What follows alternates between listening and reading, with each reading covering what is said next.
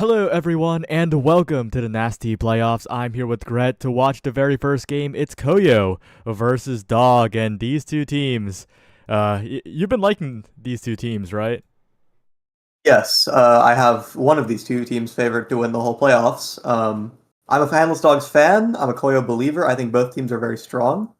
And going into this Gates of Pure Game 1, it's a Recovery Drone Super Surge start. Yeah, that's going to be an interesting one here, but my eyes are on Weston, right? Continually on that Rasmus goalie. Not a pick that we see him too often on, but I think that it might prove to be very, very beneficial on a map like Gates. It's definitely good for playing around the portals with that massive size, double size pauldrons and Recovery Drone. He can mark those portals with like a Rasmus primary, a hook. He has a lot of presence over the map with this pick, and we might see that come into play, especially into a comp like Rune and Mako, who Rune has that range, but only once every primary cooldown. Yeah, Julak, Team Kirby looking for a passing play in this power play here in the corner, but not quite enough to get past Nikki Middleton, who's dropping back to help on defense. And this Asher pick, right? Not as seen as often on this patch, but we'll see if Nikki can pilot it to perfection in this one. Yeah, it's a pretty low damage game, so the consequence of picking Asher or Julie, good Rune Pillar cover that open space there from Julak. The consequence of picking these Asher or the Julie Brawler, being that you can just die, is a bit alleviated here because neither forward duo really has insane damage pressure. Asher Estelle has some strong pressure going with Erasmus goalie especially, but if a team is going to get low, it's going to usually be by chance or because of something like a Mako cage, right? We'll see if that is indeed what happens here. But again, Kirby has been very efficient in these barrier takes, already doing so much damage to Mr. Flambeau, and Julak slotting it in below Weston for the second goal here. It wasn't really a damage-focused game so far, but when they put it on, they're making the most out of the incidental damage they're creating. Yeah, very focused from Koyo. 3 flips, they spent all 3 back to back to back in a good sequence, taking the entire point pretty much off of one possession play. But a banish coming in from Rune, and Dogs have some very strong offense going here with a flip for Asher. But Koyo is able to clear it out pretty convincingly. Very, very well cleared. And Beelzebub continuing to pilot this Mako in, like you mentioned, a relatively low damage game, right? That's another pick that suffers when the damage is focused. Not really happening so far, and decided Koyo having a good time because of that. Yeah, and as the game progresses, Mako might pick up some of these dash range trainings, and very strong corner offense. Again, this corner offense is exactly what Handles Dogs wants to find throughout this game. The Estelle and the Asher, putting it in that Gates Obscure corner, and finding those guaranteed kind of goals, that's what you need to score on a character like Mako. Good strike wars, though. Getting it out of the corner is Beelzebub, and now Weston has to get past this Rune Pillar. Julak and Kirby advancing, but the pendulum swing is good. Nikki Middle with a dribble to the bottom side, and Beelzebub can't get there in time. Those are the kinds of goals that the Handless Dogs need, but those opportunities seem so rare.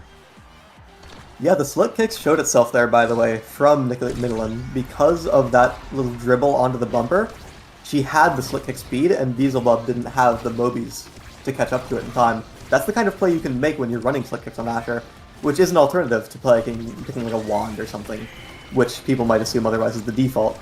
These other gears do have their use cases, and they're showing themselves in this game here. Yep, double vanish now. Trying to get a little bit of pressure on Mr. Flambeau, who's incredibly low. One hit away from death as Julak gets pulled away. This Estelle has not been able to do much this game, it feels like. Just not enough presence in the midfield to help out Nikki Middle, and the flip tried, but completely stuffed out by all 3 members. Now striking forward, getting the core stop on the barrier beam just enough to find the barrier. But so the offense of Handless Dogs just has not started. Maybe staggering in Kirby might be what begins it. Yeah, but both forwards caught in the Mako cage there. The offense is going to kind of simmer down because of that from Beelzebub. Yin Kirby is staggered, but the recovery drone and the high evade meter and the regen timer is making it not very convincing. However, Yin Kirby does find a good dash punch to take that barrier. This is kind of accelerating for Koyo here. The set is going through, but Mr. Flambeau finds a good piercing shot into the barrier there.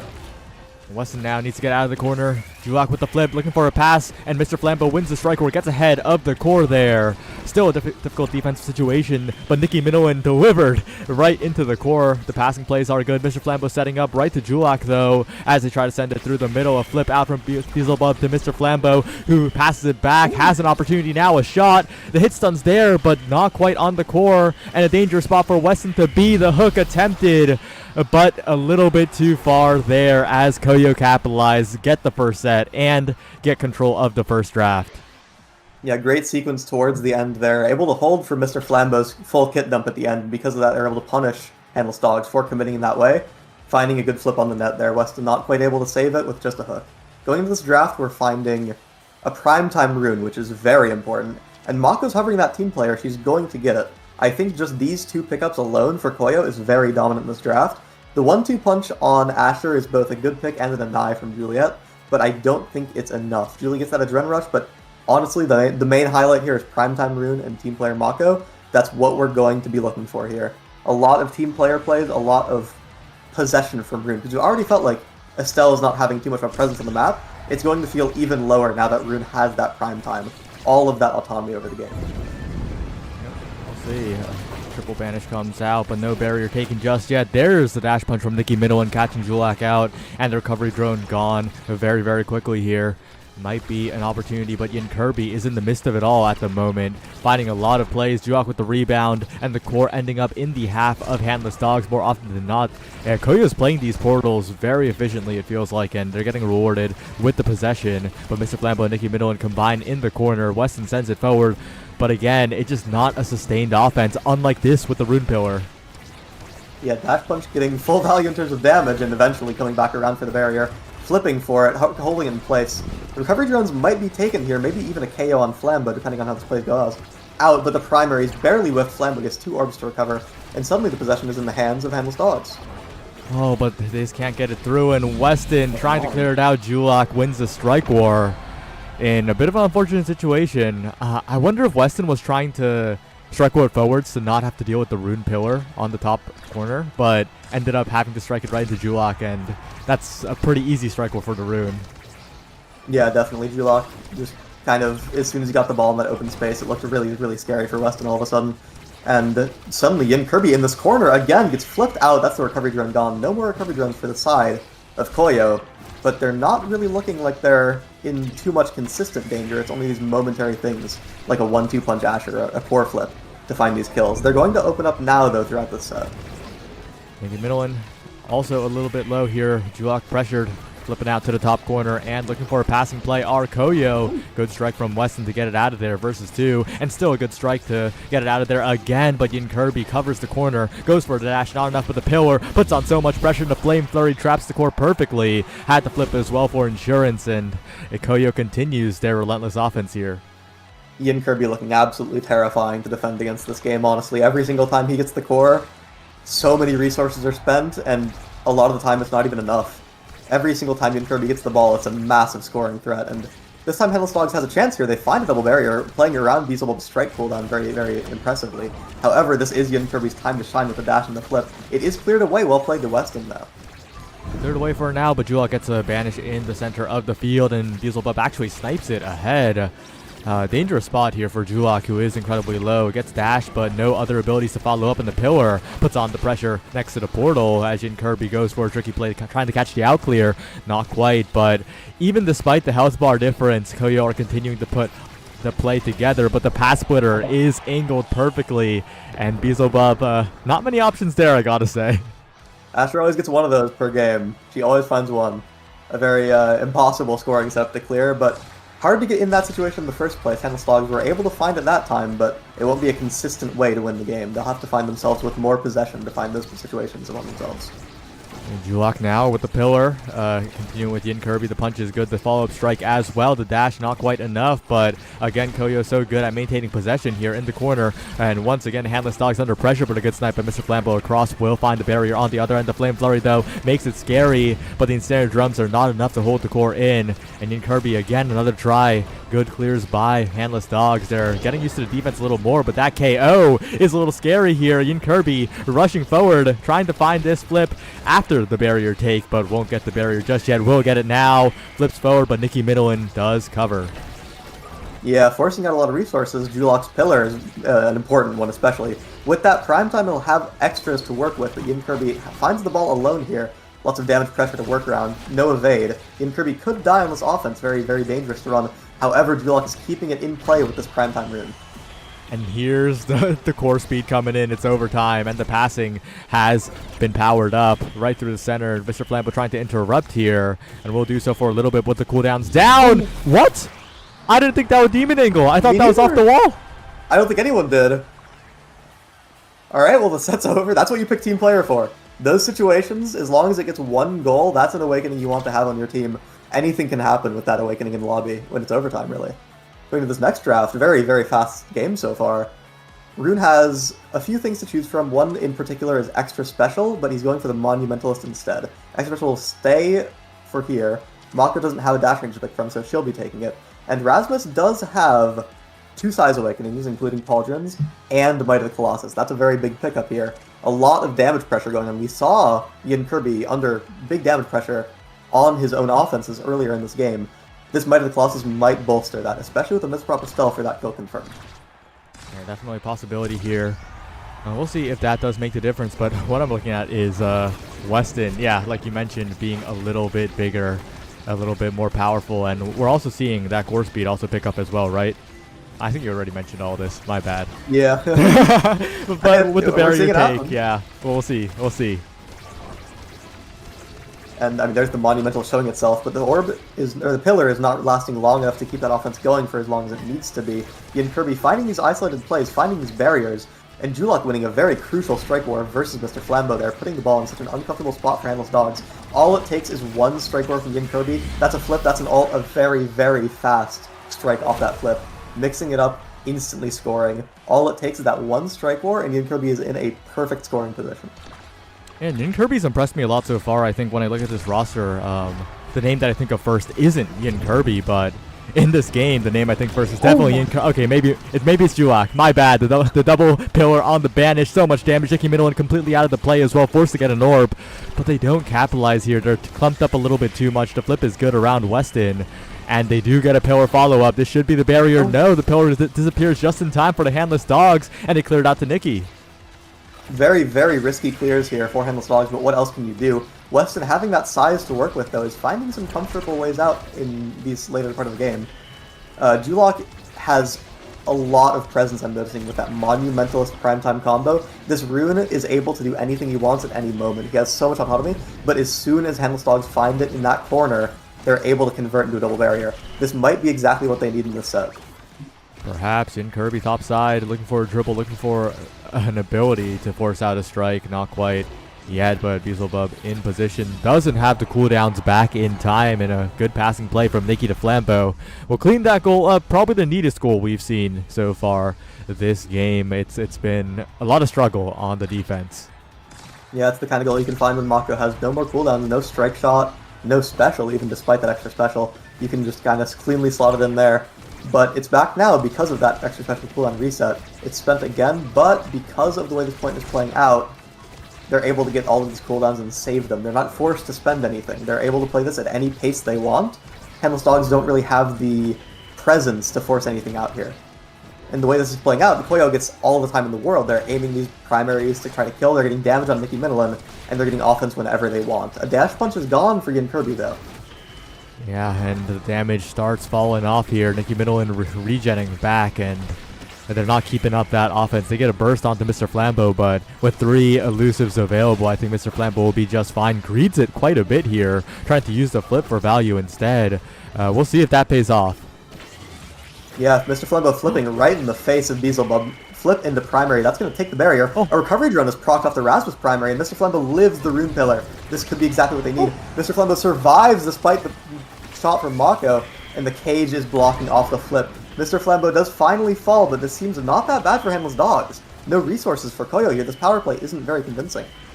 Yeah, it's going right to Nicky Middleton in a lot of these fast shots as Beelzebub tries to snipe but forgets about the portal. Weston with the core speed will give Handless Dogs a lead in this set and a chance to extend this game here. And the Handless Dogs are playing better as the game time just progresses. Absolutely. Even despite that team player in overtime, Weston has his own little team player with 160 power, but a very scary situation with creations here. Yeah, Rune Pillar, Asher ult, backwards, Mako Cage. What is there really to do even despite a flip? And the offense simmers out despite that corner setup. It's not enough as Weston finds a good clear out, but the Rune Banish, that's going to barely not get scores. Weston is just large enough. Yeah, and this defense is looking dangerous here. Good whiplash to get it away from Yin Kirby, but that guy is building up a flip. That could be the timer gone. The snipe on to Mr. Flambeau. Didn't get the evade out, and now it's going to be Nicky Minowan forced to play midfield, forced to interrupt the passes, but that's a flip with a Juliet and a Mako Cage and everything in the corner. The rebounds coming in. The Flame Flurry as well. The bottom side deflected away by Mr. Flambeau's Rose Warp. And Handless Dogs, they somehow hold, but it's still a dangerous position to be in here as Yin Kirby will just dash it in and take the recovery drone. Julock having a secondary there was crucial for that to happen. Otherwise, Weston finds a clean clear out, and they could have even taken a barrier off of it based on the cooldown situation. But because he had that teleport there, it was a perfect setup into Yin Kirby's dash. No flip required. That could be very important for this next point.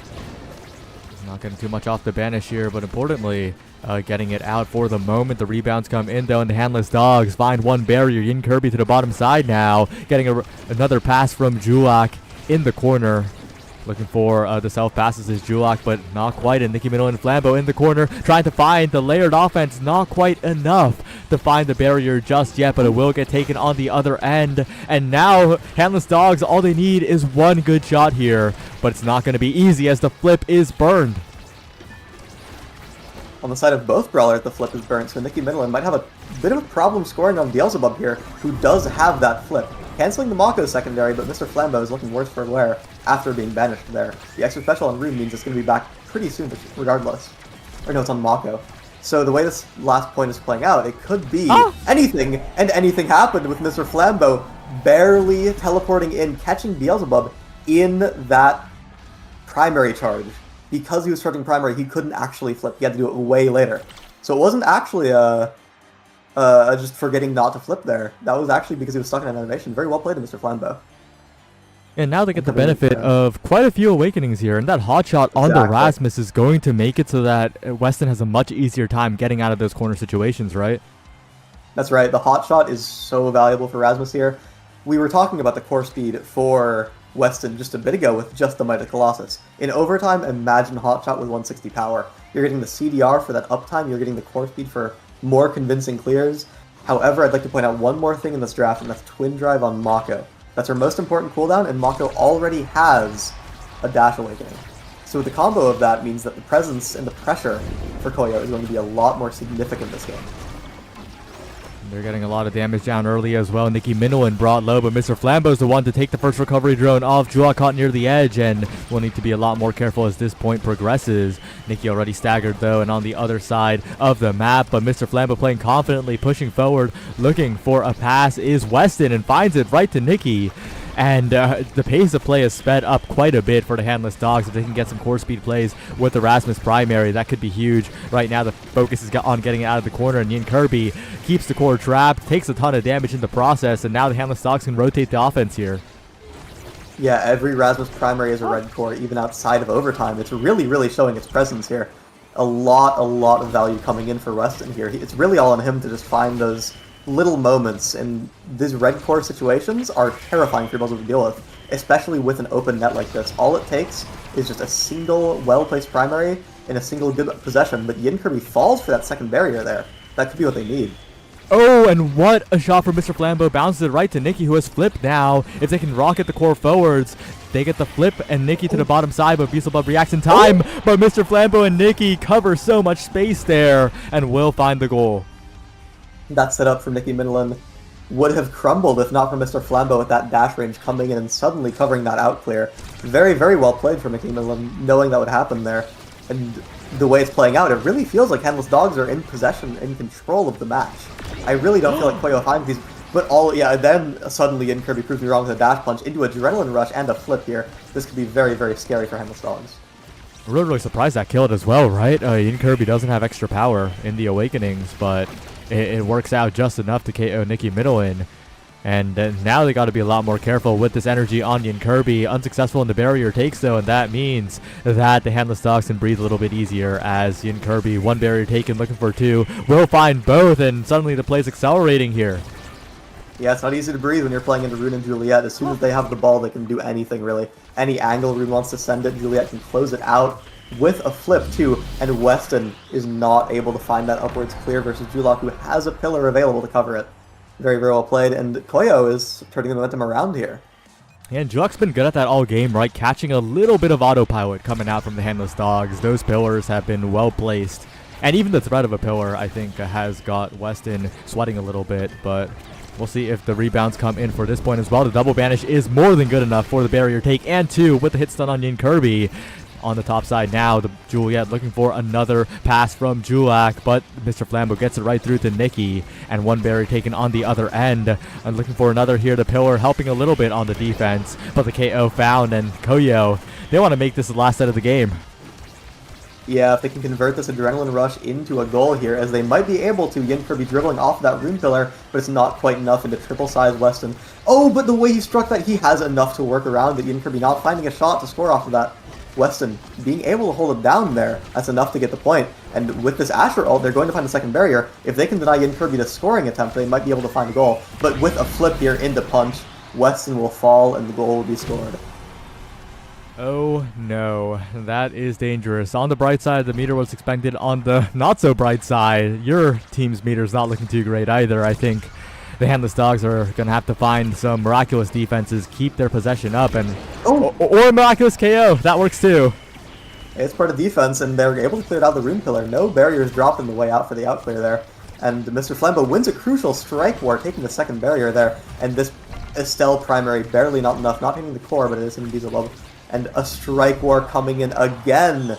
2 strike wars, very, very importantly won for the Handless Dogs. Finding that upper shot onto the net there. And suddenly they're 1 point away from taking the set and evening it up. 1 point away, but I feel like that's when it gets the scariest, right? It's a 0.5. The nerves are high, and you really got to think about every single decision you're going to make here.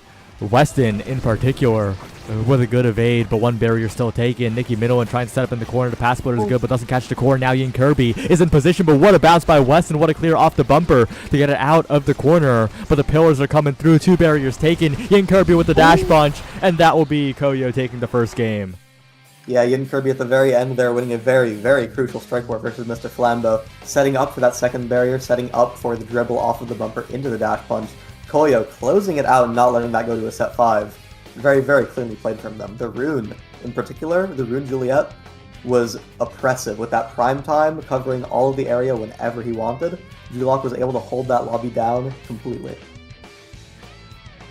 Yeah, and it wasn't a bad game from the Handless Dogs, but I think that the offense was just so much more coordinated from Julok and Yin Kirby than from Mr. Flambeau and Nikki Middleton in this game. It felt like there were only a few moments, right, where Mr. Flambeau and Nikki were combining for a play. It kind of felt like a little bit of just Nikki gets in there and tries to throw everything at the wall. That's the thing. It felt like that was all they could do, because when they did have possession, they were setting up for these 2v1 offenses, 2v2 offenses, getting Mr. Flambeau involved, putting it in the corner. But the issue is that you can't always do that. You only really can do that if you're already winning, and when you have to play into this Rune, into this dash range twin drive Mako, right? It's hard to set those situations up in the first place, so all you can do is give the core to Nikki Middleton whatever you can, and hope that it'll eventually work. And a lot of the time we were finding those coordinated offenses from Handless Dogs. When it happened, they usually always resulted in a goal or 2 barriers, but they couldn't get themselves in that position. Yeah, and taking a look at game 2, we're going to Oni Village with Handless Dogs on the blue side. Any thoughts you have on that map versus this one, especially when it comes to the possession for the Handless Dogs? Well, the way they're playing is definitely better for, again, finding those 1v1 opportunities for Nikki Middleton. And the Estelle for Mr. Flambeau could come back in again. If they played the exact same way as they were before, then I think they might find themselves more favored on the Village because of the way it plays out with the speed lanes, with the open map and the barrier shape. Those fast and loose plays are a lot more rewarded in comparison to the condensed corner plays that Julok and Yin Kirby were finding, especially with the dash range Mako. A different start, a Spark of Agility 1-2 punch. There's no polarizing pick here like a Mako with dash range. We're really just going to see how it plays out. One thing I will highlight, by the way, is the core speed from 1-2 punch Kazan. The core speed for 1-2 punch, they're banning out Juno for that exact reason. But the Kazan is a very, very strong user of it. Handless Dogs has that blue side pick, and they lock in Asher. I know that Nicki Millen has a very strong Kazan, so if she finds that pick, this game might actually be very strong in their favor. Kazan also being one of the best 1v1 brawlers in the game. Yeah, and talk me through a little bit more about what you think about that first pick Asher, because to me that feels a little strange, right? I don't get why they're prioritizing that highly. If it's an Asher goalie, I think they might get a little outpaced. Asher has a difficult time participating in the match actively, and in Oni Village, although having those melee goalies is very threatening for the offensive team to try to score on you, it does stall out the game, but it's a little difficult to find your own goals yourself. It's difficult to keep that possession going. So it's a melee goalie versus melee goalie matchup, so it's going to be evened out. But Mako is a little better at participating in the first place because of her secondary, right? So having that movement speed, having the extra size on these offenses could be what Koyo needs to put the ball in the net here. Erasmus pick and Handless Dogs are running in with Drakkar Rune. Drakkar Brawler most likely, and Rune midfield. This is a little dangerous for them. I don't think that comp is going to get it done too effectively, though I think Drakkar has an easy time canceling Mako secondary at least. The issue that I'm seeing is that Rune really only has one cooldown that he can interact from a range with. He just has that primary. Banish is slowly traveling. Secondary puts the pillar on yourself, so unless you're getting the blink value going to where you need to be, then it's not really a good tool for that. So really all he can do is interact with the game once every primary cooldown, and the issue is that on Oni Village, passing is so frequent, the game is moving so quickly and loosely, that you need to have more ability to cut passes and have uptime like that. So the issue I'm seeing here is that I think Handless Dogs might get a bit outpaced this game, especially into an Estelle Erasmus, a very infamous comp. Yeah, we'll see what happens as we load into this one. And do you think that Spark of Agility is going to be taken? If so, by who? Well, I think the goalies especially will take it. They are two goalies who don't scale too well with 1-2 punch. Asher has a chance for like a dash punch on the ledge, but you're not really finding those in any village. So I think at the very least, it's Drakkar goalie, Asher forward. Okay, the way this is playing out then, they're really playing for condensed offense all of a sudden. Weston is on the Drakkar here, so having the 1-2 punch is maybe a little more valuable for him. I will really have to see, because I think the core speed is very important. Only one person opting for the 1-2 punch is Mr. Flambeau, though. I would really take it on Estelle, I think. I think she gets too much value from it, especially Rasmus, too. So, the way Weston is playing this, if you don't have to play into that 1-2 punch core speed, I don't think you actually have too much of an issue here. Weston might have a very chill time defending this game, even though it is into that infamous space control Estelle Rasmus composition. Yeah, Yin Kirby very, very comfortable on this Rasmus. A bit of a one-trick, some even might say, and on this open map will be thriving with Julak in these slow passing plays in the follow-ups, in the hit stun, it feels like. But Weston gets ahead of it, and Nicki Millen is already showing that, I think on Oni Village, right, it's a lot more doable to just float the core to the Brawler and hope they win the 1v1. Yeah, the issue is, though, for Handless Dogs, that's not what they're drafting for, really. They're really drafting for these, very well played from Beelzebub, by the way. They're drafting for these condensed 2v1 scenarios with Rune Asher as creations. They want to smother out Beelzebub on this offense, but the way it's working out, he's finding those open space clears because Rune doesn't have primary to cover it, right? It's really very all or nothing, very feast or famine of a composition, and it kind of pales in comparison to the general flow of Estelle Erasmus here. So I think what Handless Dogs really looks for is those single breakaways like that. They're looking for a primary into flip, they're looking for sudden possessions that go into convert into goals. So they are kind of on the back foot a lot of the time in this game, but they're going to be able to find very convincing offenses when they are.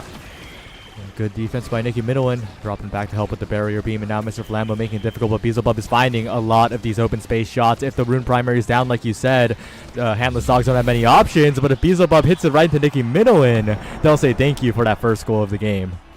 Yeah, looking out for the Rune Primary with Beelzebub there, though I think it was on cooldown. It gets a little hectic to track all of that when you're playing a goalie like that, needing to make decisions in such a quick scenario. And again, the Rune Primary coming out, that's going to be his possession for the rest of the game here, for the rest of the next 7 seconds, rather. And it's all they need, though, because they're able to find a double barrier off it right away. Nikki Midland throwing a natural. It doesn't quite connect as Beelzebub finds the Soren angle. The banish here is very scary to deal with. The Mako Cage is enough to clear it out.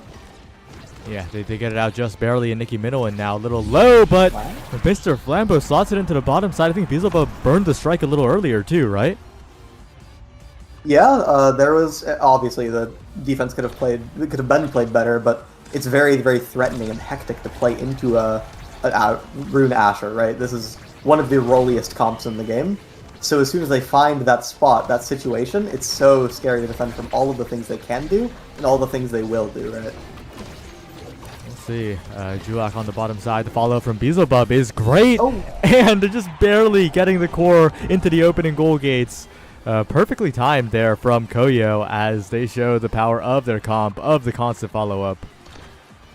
Yeah, it's all on Yin Kirby and Julak and the strike shot from Beelzebub occasionally to just find these open space plays, to get the core in a loose manner, because as soon as they do, oh, Julak forcing out his own flip there, Mr. Flambo parrying it away pretty successfully, though he doesn't have the banish to work with anymore. Well, we'll see if they can find the offense on the top barrier. Nikki Middelin brought up pretty low, but has the flip. All they need is one good pass while Nikki is pushed up ahead, but will retreat to pick up the orb now. Mr. Flambo going for these committal plays, really, and those pillars are now gone. One barrier gone as well. Julak and Kirby trying to find something here, unable to do so far, and these pillars on the follow-up are pretty good from Mr. Flambo. That's 2 barriers gone already. Yeah, and Yin Kirby finding a flip here into Rasmus Primary, stunning Weston through that shotgun. If they don't have anything to score off the open net with here, it will come in due time, so long as they have that possession to work with. Mr. Flambo losing with his banish, it gets strike shotted away by Beelzebub, and he doesn't have any coolness to work with anymore. It looks like the possession is simmering away to the side of Handless Dogs, and it's going to Koyo as they have their own chance to score here, but Mr. Flambo is putting it in the threatening corner. It does clear out. Julak with it. Oh, Mr. Flambo's able to catch it. Okay.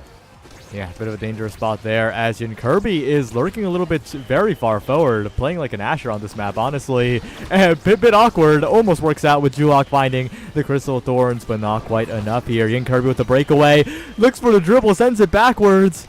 I'm not sure if this is what game plan Koyo want here, as... Nikki Midland interrupts a dribble from Julak there, the core being a little too fast for him, I suppose. Not really expecting Nikki Midland to be there in time, winning a crucial strike war for an open shot on the bottom net. That's the end of the set, and an MVP pick for Nikki Midland. There's a few very important awakenings to look at here, and Nikki Midland is opting for the Spark of Focus, playing off of that Spark pick on Jill. That's very, very important here, and Mako has to choose between Dash Range, Twin Drive, and Team Player. This is very, very bad for Mako, I'll point out, by the way. There's only one dash range left in the pool, and she has to pick one. She didn't even get one of those 2, so her drafting is going to be a little stunted in the rest of this game. Stacks and Stacks goes to Julak. I'm pretty sure with the size knife from Rasmus, this is a very favored draft for Handless Dogs. The game is going to look a lot easier for them here, I think. Yeah, and with how they were able to play out the...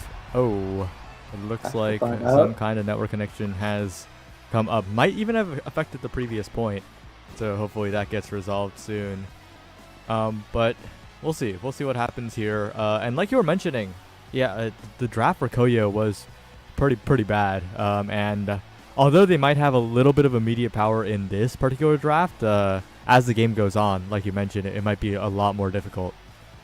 Yeah, it's really just because of Mako's drafting here, I think. You want to pick that Mako to get, again, you want the presence from Dash Range Mako. You want Twin Drive, you want Dash Range Awakenings, and having this draft, you get Team Player. Team Player is very, very strong, but the issue is the opportunity cost.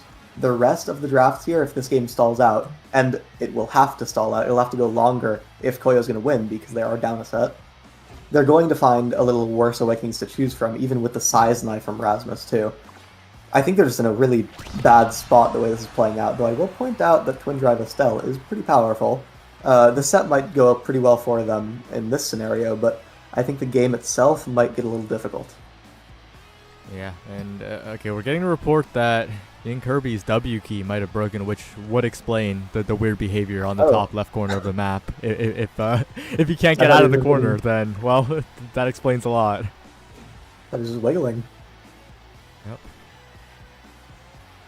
We'll see what happens. We might have to change up the key binds on the movement keys. Might have to go for that ESDF instead. ASDF, yup. Maybe a bit of an awkward scenario, bit of a handicap to play with, but maybe it'll just fix on its own. IJKL, that's true. IJKL can work too. In fact, IJKL might be better if you have a full-size keyboard, right? Because it gives you more space on the mouse end. Or you can move the keyboard a bit to the left. Or you could do that too, yeah. Or you could even rotate it vertically. No. I mean, if it's wireless, maybe. No, wires are flexible. Oh, Yin Kirby regain control of some I'm seeing him move upwards. Yep. Alright, the play will restart. And oh, we're seeing team player come out. Wait a minute, it was a tactic. Team player overtime coming in. This first point is looking good for them, but the banish on or on Rune there, not quite finding the barrier, and the secondary is getting cancelled. One thing I will point out, Nicky Middleton has been very, very on focus with catching these Mako secondaries, very cancelling them out every single time with an Asher primary or a dash, and because of that they weren't able to find too many held plays for it, too much value off that ability. That's 2 barriers down though. Yin Kirby, the hook not quite in time, and the back pass gonna own barrier, but it's fine when Julok finds a follow-up like that. The Crystal Thorns catching Mr. Flambeau striking, and that's gonna be the first goal of this set. A little bit overtime team player assisted for Koyo. Yeah, catching the out clear from Mr. Flambeau there, not going bumper, and because of that, Estelle doing what she does best, which is covering that open space from a long distance, and the way it worked out, going to a much more normal point here, they're going to not have to worry about that team player hectic kind of game as much, but the way the pace has been set, Koyo might have a bit of a better time in the set, especially with that extra point. And I'm also noticing that Julok's going for a lot of these vertical dribbles, notably got punished in the last point of the previous set, but when Nicky Minowan isn't on top of him, it's been very valuable in terms of re-angling the core. Yin Kirby now with the flip available, looking to try and challenge Weston. Takes a ton of damage here. If Yin Kirby can survive and use this flip well, that would be huge, but gets KO'd, gets focused down. Well eliminated by the handless dogs here, but Julok is putting on the pressure and stalling out so many seconds of this power play. Beelzebub, a perfect strike shot as well. So much time wasted here. They haven't gotten past the midline like ever.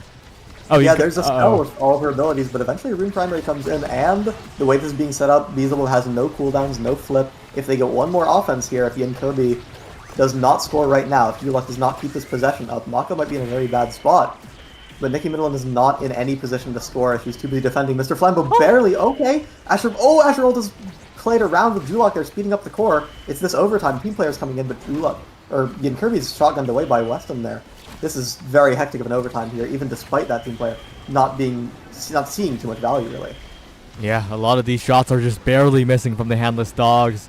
Good strike core by Julok to keep the point alive, and Beelzebub with the evade strike core here. Yin Kirby not getting it through, and Mr. Flambeau now has so much control. Has a pillar surely, but the pillar goes wasted here. But the banish is good. Nicky Middleton gets the stun, gets the redirect, and will get out of this scary point. Very clean, yeah. Banish opening up the way for Weston's shot, and Nicky Middleton seeing that gets a dash on the Beelzebub, pretty much opening up the goal as that stun comes in. Asher secondary seeing its value as a sudden burst hit stun option. Yeah, and in that point, I feel like Yin Kirby was playing a little bit too close to Weston, right? In a bunch of situations, maybe going for a forced strike war, but Weston just hit stunned with the lock and load and got out of there. Yeah, especially as Rasmus, you don't really need to be standing on top of their goalie to find those situations as a character like that. And it's exactly what Jakar wants, really, is to be able to shotgun you to clear that out. So the way it's playing out, Yin Kirby might have to adapt here for this offense. We'll see if that indeed happens. A lot of meter being built up for Koyo if they can start the passing plays through, find this final barrier. But the passport is good, the banish is good, the strike war on the flip is good, and that's a flip burn for a negative gain there. As Yin Kirby now looking for the dribbles. But again, these dribbles from Koyo, a little bit awkward on the timing. Nicky Minowan rushing forward, forcing out a defensive flip from Julok as well. And Beelzebub in a dangerous spot as the core gets rebounded. In Kirby now, what a molten bolt by Weston, covering so much time there. And Koyo, their offense is just completely stagnating here as Weston is just picking it apart. And really the way it's working out is because Weston is able to find these 1v1 situations because you're seeing Julok here. He's defending so much. He has to defend so much just to not fall to Rune after. Because they're finding these possession options, a team player into a clean shot from Kirby is really all you can find for offense like this. Julok is being forced onto that defensive end so frequently that Yin Kirby is only really able to find 1v1 interactions. Weston finding a lot of hit stuns. This time, though, the shotgun prediction does not happen, and Yin Kirby will find the shot to find the goal for the side of Koyo here. But like you were mentioning, yeah, Weston is demolishing in the 1v1s, and I think that it's still a very, very winnable set for the side of the Handless Dogs. That's right, Weston is playing well, but Yin Kirby is a very strong brawler. What's going on right now? Oh. Sudden double barrier into a flip point blank in front of the net. Mr. Flambeau has all the time in the world to pick any moment he wants to get that shot there. What happened to the sudden double barrier? 10-second long point. I blinked and I missed it. It really shouldn't have happened, it feels like, but, you know, when Mr. Flambeau gets in there... Wait a second, though. Double barrier, 10-second point, perhaps, as the core rebounds to the other side. Nicky Middle and Flambeau a little bit desperate. The Banish goes wide, baiting out the primary here, and Yin Kirby gets the predict on the hook this time, and will secure the set for Koyo. It was not looking good, but they managed to survive. Yeah, Yin Kirby getting the hook around Weston's shotgun there because it didn't get that. He didn't have the shotgun to clear for that downwards shot that Yin Kirby eventually took. No resources, effectively, and Yin Kirby was able to find a clean shot to the bottom there. Again, Rasmus, if you are playing anyone that needs to 1v1, Rasmus is one of those characters. He's so good at it, and Yin Kirby's showing that power himself. Oh, but you mentioned earlier, right? The Dash Awakening is gone. Aerials now taken, and it kind of makes you think maybe they should have held Missile Prop, right, to try and get aerials down. Maybe. I do think Estelle does not have to deny Missile Prop there because Drakkar would prefer to prevent Mako from getting any dash range for the rest of the game, no matter what. And this draft is again showing itself in full here. Random KO with after secondary, but don't let that distract you from the fact that Rune has Fight or Flight and stacks and Magnetized Souls. This Rune will be flying around the map. Nicky Midland has peak performance in 2 Sparks. The builds are just looking so good for Handless Dogs. So if they can convert these builds into strong plays, strong possession plays, strong offense, it's looking very good for them for the rest of this game. We'll see if they can do so here, but the team player core speed's picking up quite a bit. Beelzebub looking for a pass, gets it around Nicky, and the dash will not connect either. Mr. Flambeau on the top side now looking for the defense here. In Kirby being hit stunned away again. But Weston in a much more uncomfortable spot, it feels like. It kind of feels like Mr. Flambeau coming back to help defend has made it harder for Weston in some ways in terms of the Handless Dogs not getting as much possession. Occasionally, so long as Mr. Flambeau is not having to defend versus both Estelle and Rasmus, I think it would be better to just leave Weston to those 1v1s. He's proven himself so effective at dealing with before. Oh. And sudden burst damage into a flip to get that kill. The second barrier is down, and Kirby gets the orb. He's not at pressure of dying anymore. This could be exactly what Koyo needs. Mr. Flambeau doesn't have that primary anymore. Weston is suddenly looking at into a very bad spot, but he's forced to use the flip. He's able to clear it out, and the game is going to stall itself out just a bit, but it is overtime, so it's going to speed up right back up the moment Beelzebub gets to strike the core. Oh, and that flip goes wide, but the barrier's still taken. The core's still accelerating. Nicky Minowan controlling it perfectly in the top side, not using the strike until a pass to Mr. Flambeau, who goes for a setup, not quite enough, and it'll be cleared out by Beelzebub right to Yin Kirby. No, right to Weston. As the core goes around the world, the flip into the corner by Julok, a little bit hasty, a little bit awkward, as the pillar prevents it from getting it to the Rasmus, but the team player core speed. The hit's done again. Yin Kirby playing a little bit too close to Weston, it feels like, but there's the hook, there's the flip to beat out the strike shot, and they will convert. Yeah, Handless Dogs doing everything they can because they saw Yin Kirby with that flip in this overtime, knowing as soon as he gets that flip, it's over. Drakkar does not have the tools to deal with it, especially not at point blank. But eventually, the core was eventually set forward as they don't have enough cooldowns to deal with this. They were able to get that flip forward. And again, one thing I'd like to point out is the size awakening on Drakkar is one of the reasons he's able to find those point blank shotguns so frequently, because that range is increased. The range you would want to play at versus a Drakkar is increased. So it's a lot more dangerous to deal with. Alright, Yin Kirby taking a bit of damage here. Double banish by Flambeau on the core and Yin Kirby. Julak looking for a solo play to the top side. Not going to get it so far. And Nicky Middleton's there to interrupt the cross. Once again, the Handless Dogs feel very self-sufficient in this one, but Yin Kirby slowly building up that meter, and that might just be the final boss as the second barrier falls. Yeah, finding the Rasmus Primer under that second barrier, and Weston is in such a dangerous spot, going for the evade clear in fear of like a hook into straight shot, but misreading as Yin Kirby just takes a low shot, and Weston does not have the meter, the cooldowns, or the positioning to catch it. Well, Nicky Middleton has the flip, and Weston finds a bit of a play on the bottom side with the Molten Bolt to find the first barrier here. And Beelzebub caught without a strike. At this point, it's huge for the Handless Dogs as they almost get it through all the way, but Julok's there to follow up, and the Banish catches the core, a barrier take by Koyo, and they're still not out of this set just yet. That's right, they're looking very good to this point. Yin Kirby forced to use the hook out for possession, but it's opted away, or batted away pretty much immediately. Nicky Middleton in a good spot to score here.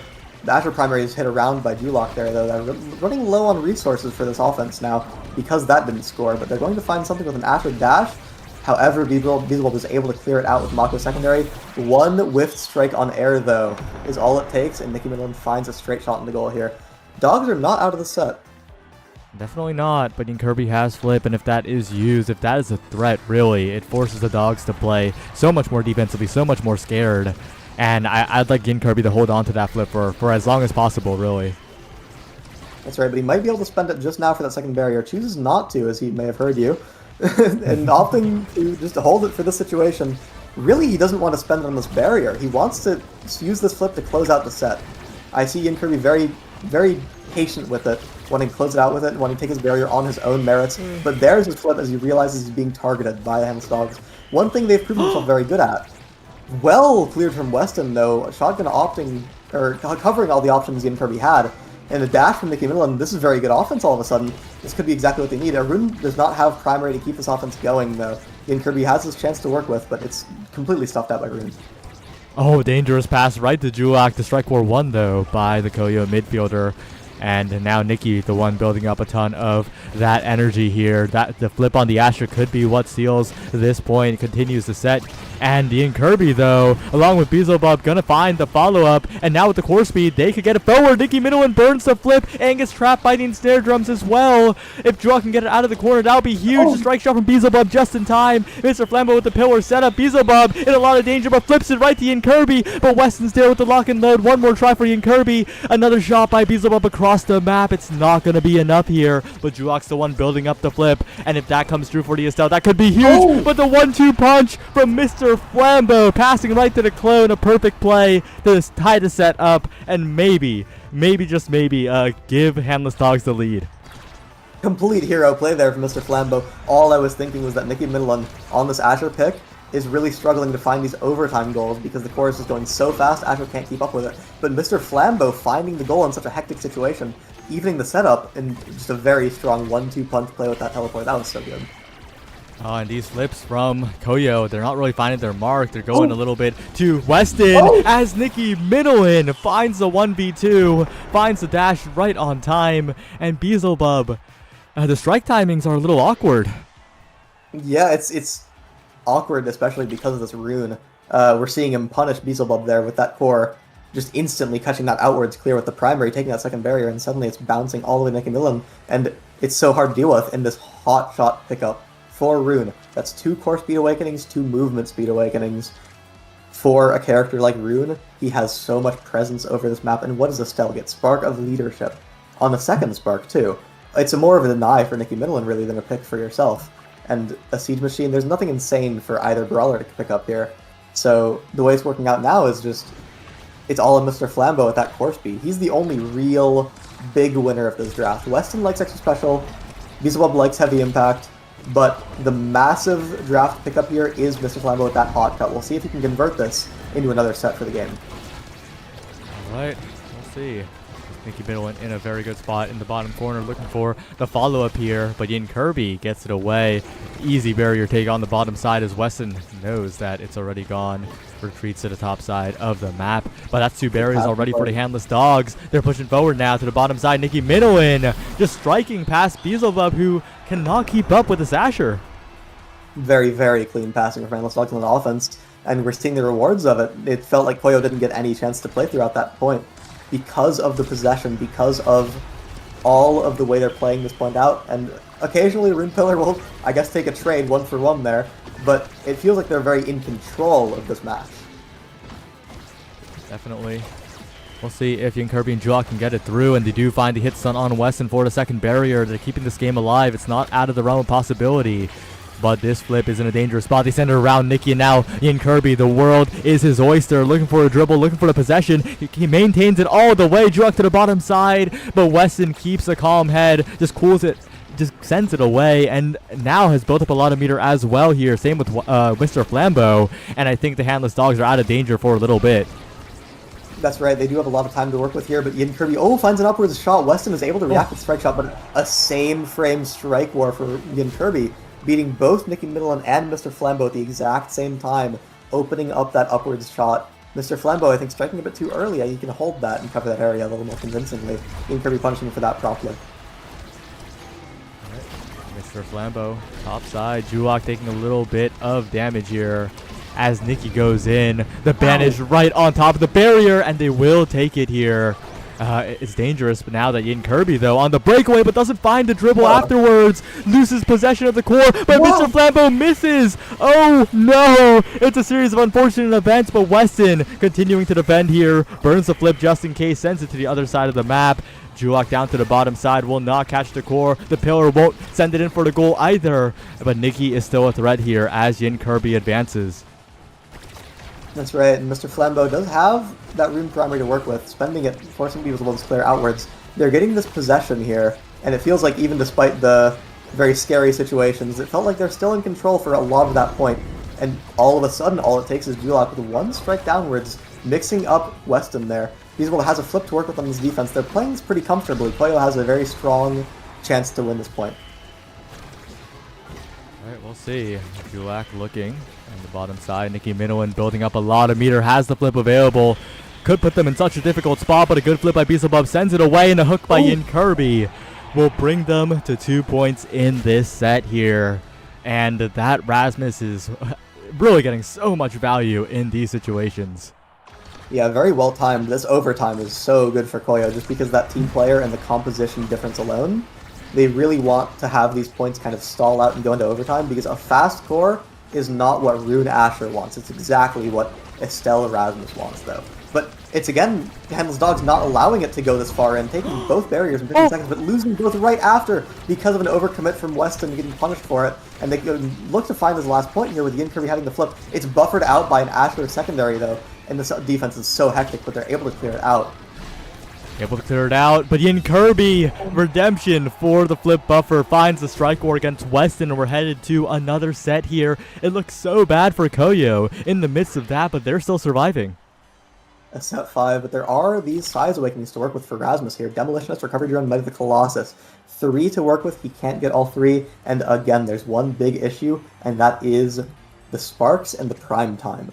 Rasmus is missing out on a lot just for picking a size awakening, and Rune gets a Prime Time pickup. And again, the Spark might go to Weston, forced to deny it away from the Estelle, who now has leadership.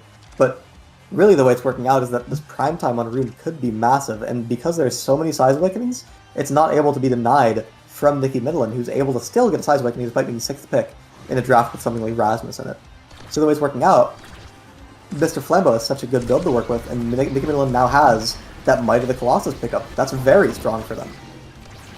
Yeah, it is strong, but we'll see if they can get past the Estelle Rasmus here. The passing play starting up. The Crystal Thorns perfectly timed to make it difficult for Weston, and that's how the barrier will drop. Kirby continuing to put on the pressure, takes a bit of damage, but still in the top corner, looking for a play here. Doesn't get the whiplash, not quite, but Julak will send it away. A perfect primary to interrupt. Saving while dying is Weston for the moment, but with the goalie gone, it's going to be so difficult to defend as Beelzebub continues, making sure the barriers do not fall. The hook from Kirby is perfect, and 2 goals away from advancing to the winner's final. Yeah, suddenly without evade clear, the Rasmus hitbox has that linger to it, so while he was able to strike where he still gets hit by the primary, and because of that he fell and the point was over. But one thing to point out here is Mr. Flambeau's stacks on the stacks. As this set goes on, very strong double barrier. As the set goes on, he will get that to 150, and as soon as he gets 150, he's again in massive control of the lobby. The faster Rune is, the more he doesn't have to use primary, the more powerful primaries he'll be using. It's like a snowball, it's like a feedback loop pretty much. So as soon as he gets that 150, Mr. Flambo will have so much control of the match that the Rune will look so oppressive, the way it works with itself here. Alright, we'll see what happens here. Yin Kirby to the top side, looking for a strike or win, wins it versus 2! Hits the timing perfectly, and now Julok covering with the follow-up strike. Yin Kirby wins versus 3! No, you cannot let this happen to you! Yeah, making pretty much a miracle play. Yin Kirby getting through 2 people, then 3 people they really need to layer these strikes to Handless Dogs, because if Yin Kirby is able to find these plays on them, that's the only way they can lose, I think. These hectic defenses, and it can be very difficult playing with Solar Rasmus. I understand it completely, but it's the way Koyo are taking this game. It's what they need to win. So it's what Handless Dogs needs to look for if they want to get this game on their own. But a very well played shot from Mr. Flambo, catching into Alisher primary around Mako's flip hitbox. It's completely wasted, and that's a point for Handless Dogs. Wow. And that was really, really funny. Beelzebub actually pushed Nikki right with the core, right? it was just backwards into the goal as Beelzebub almost gets taken out, but Julok one barrier early, and Koyo, they need these points to be really fast on the offense, need to put on the pressure early. If it stalls out in the mid game, it feels like, but what a flip! Erasing the stacks on stacks, and now the Handless Dogs are in a lot of trouble. All it takes there's that one single flip, and Mr. Flambo has to work from 0 all over again. And Rune has a hard time building it up unless you get those things here. And again, both barriers take, and Julok has a flip. This is Koyo posed to take the series in this point right now. If they don't get this barrier right now, Handless Dogs do get the barrier, but Yin Kirby's looking so scary. He has all of his cooldowns, and there's a strike war from Pendulum Swing, beating Weston's own strike. He's out of position to save anything afterwards. Koyo taking the series 2-0. Very clean on that Oni Village game from them. Yeah, it was looking shaky early, but once they got the ball rolling, Yin Kirby solved the W key not working, it was smooth sailing from there. Just incredible plays from Yin Kirby in particular, but also Julok, right? Just made it so difficult for Nicky Middle and Flambo to set up in the first place. Yeah, Julok recognizing the win con of the enemy team, by the way. Playing that defense, and again, we were talking about how difficult it was for Koyo, but clearly it worked out eventually because Yin Kirby was able to find all of a sudden these 1v1 plays on Weston, and recognizing that Rune Asher needs to have those condensed situations, and pretty much dedicating all of his cooldowns, all of his positioning to cutting that off, making sure they can't get their win con going, and because of that they were able to get a very clean Oni Village game here. Yeah, and with a 2-0 sweep, they will advance the winners final. And I guess these were the 2 teams that you expected to make it pretty far into these playoffs. Any thoughts after the series? Well, it looked like a very close series ultimately. Set 5 game 2, and the game 1 was, again, they were both very close games. I think if Koyo is going to move on, I expect to see Handless Dogs meet them in grand finals, depending on how this loser bracket goes. I do think Handless Dogs is a very good shot in the loser bracket. I think Koyo is going to be very well posed in their next match too. Yeah, well, we'll be right back in just a second. The other winner semi is Chikara Eclipse and frickin' esports, so don't go anywhere, and we will see you soon.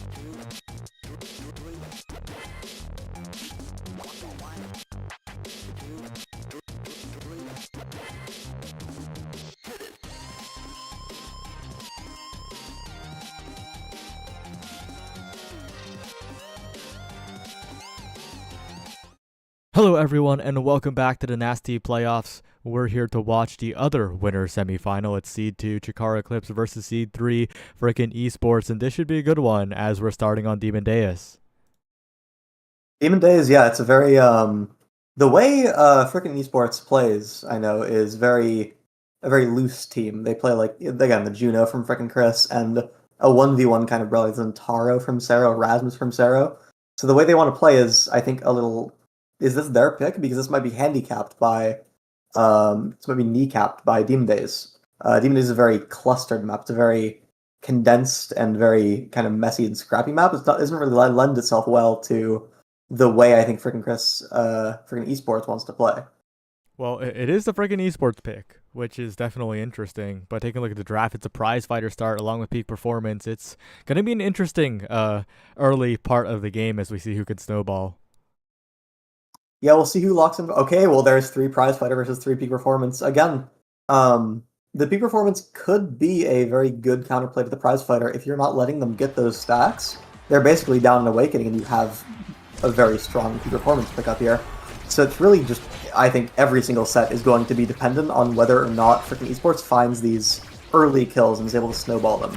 Because I think in a baseline, playing into now Kazan, playing into Finny goalie on Demon Days, I think Chikara Eclipse will have a much easier time working with this. And, I mean, it's looking to me like they're finding this damage pressure. Very, very convincing 2 barriers in the goal here with the Luna nuke. Popping it off here. Yeah, frickin' Esports, they're putting the damage down. And it's interesting, right? If you're going to pick Finny on Demon Deus, you would expect that team to lean in a little bit more of the damage. Maybe they'll try to negate some of these prize fighter stacks, but right now Zonseki is the target here and already staggered. Frickin' Esports is looking pretty comfortable, and it's getting easy to understand why this is their map pick. Yeah, very well played. Zentara primary into Estelle primary there. Good combo for the team for a kill confirm there. Using their abilities and coordination to get those kills is exactly what you need for prize fighter because it gives you assist stacks. Now both of them got a stack instead of just one off of that kill confirm. And Sarah with a great angle off that flip, almost even killing Kragly off it too. And damage is really showing itself in this early set here.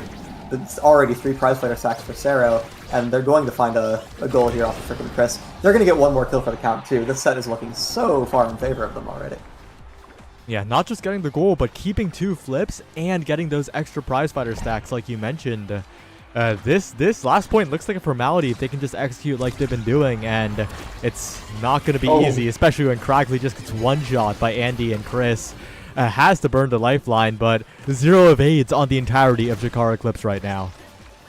Sero already has those 4 prize fighter stacks to work with. The way it's playing out, he has 172 power. So these kill confirms will be very strong. A good Luna missile. However, Andy will fall. That's no prize fighter for him, and they can find some barriers here. But frickin' Chris is holding it down pretty convincingly with the Stell abilities here. Zonseki is low, but it's hard to deal with him because of now, and because you need to commit yourself to this defense too. They do lose both barriers here. Sero in a dangerous spot health-wise as well. The question is, can they find this last one? And a great angle by Sero around absolutely everybody. Still surviving is Sero, still getting the strike war wins. A crazy indicator on the slice and dice, but not going to find anything so far. And Sero still surviving in the midst of it all. Andy now has free reign on the top side. Goes for the ego strike war. Scandals will say no to that, but this pressure is just keeping up in favor of frickin' Esports. And it's also a range difference, true, right? You can't really get jump scared by that kind of range if you're frickin' Esports against Chikara Eclipse, and they'll convert very comfortably for the first set. Prize Fighter showed itself, 172 power and a red core in overtime from Sero there. And one thing they're looking for right now, Zentaro is impossible to deny. Explosive Entrance, Super Surge, 1-2 punch. Even a Spark of Focus for someone like Estelle is strong because it gives Zentaro all of the options in the world to choose from. They're getting 2 damage awakenings here, and it's up to Sarah to pick that 1-2 punch. Yep, to pick the Explosive Entrance and frickin' Chris on 1-2 punch. This is a very, very good draft, especially because Finny doesn't have anything insane like a Monumentalist that's worth denying here. So the specialized training too for Andy. This is an insane draft for frickin' Esports already.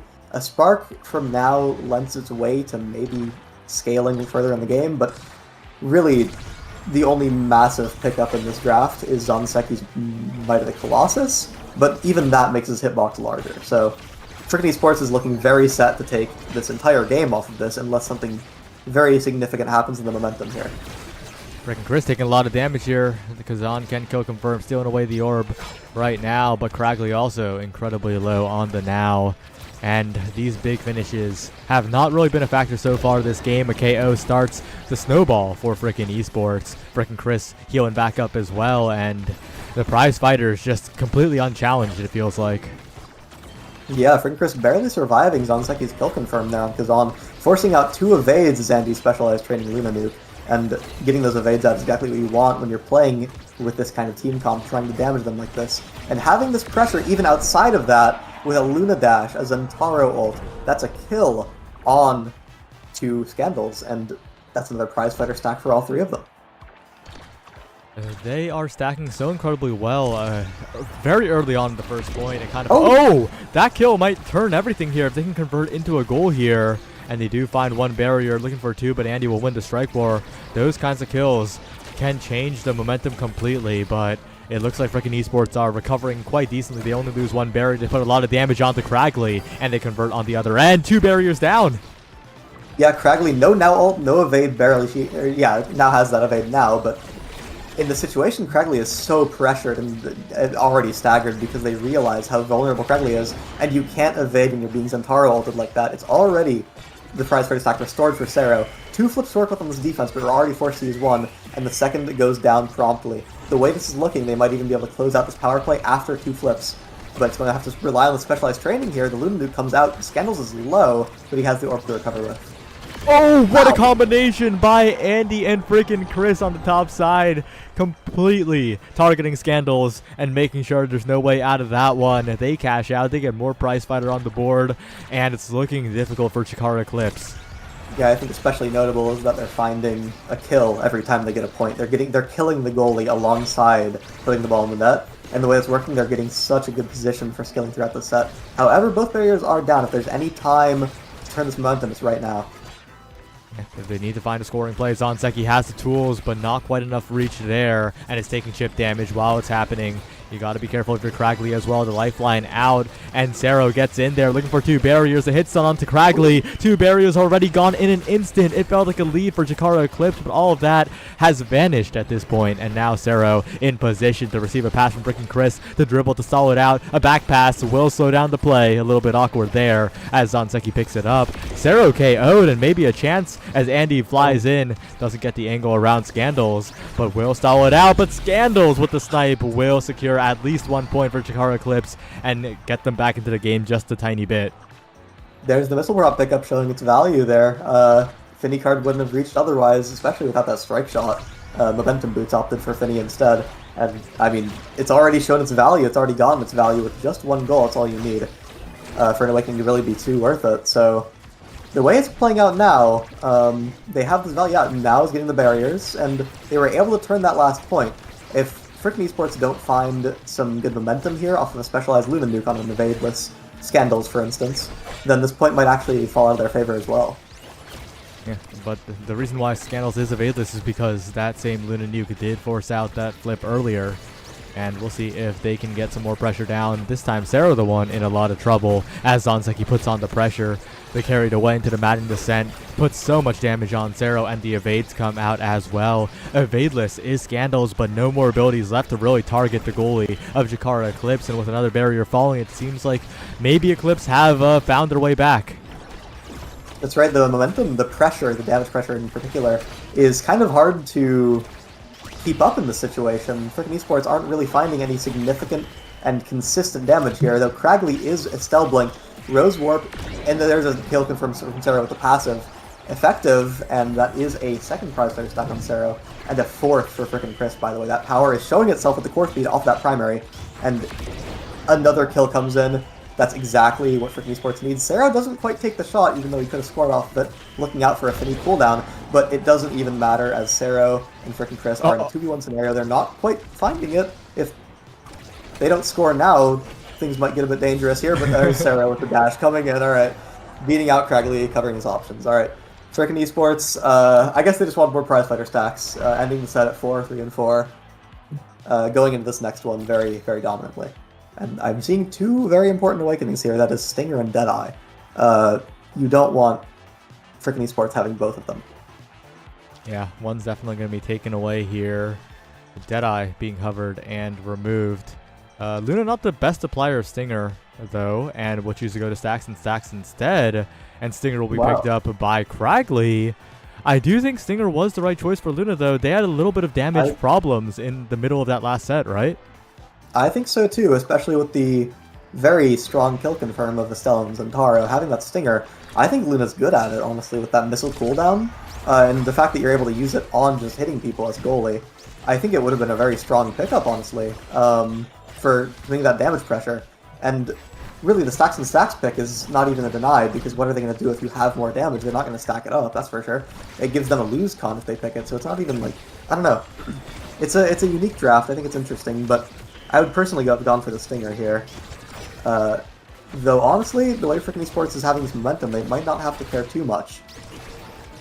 Yeah, Andy gunning in there, not going to get the barrier just yet, and the momentum feels like it has stalled out just a little bit. Zonseki, the one putting on the pressure. Andy is also pretty killable, don't forget, if you eat one too many Kazan abilities. Andy now one hit away here. Zonseki faking it out with the strike, actually, and getting back there, forced to burn another evade, but there's another KO coming through, and Andy will survive for long enough. The team of freaking esports will do enough damage and look for the goal here. Not quite getting it just yet, but a lot of passes to be had, and we'll just send it right through Scandals on that evade timing.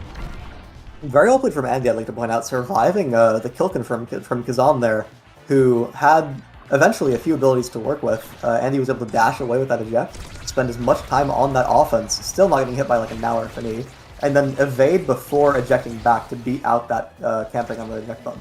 Very well played from him, keeping himself alive, and because he was alive, they were able to score that last point. Big flip from Chris. Zero low, but manages to pick up an orb at the perfect timing. And now Cragley in a lot of trouble. A perfectly timed lifeline to not get hit by the whammy from Andy.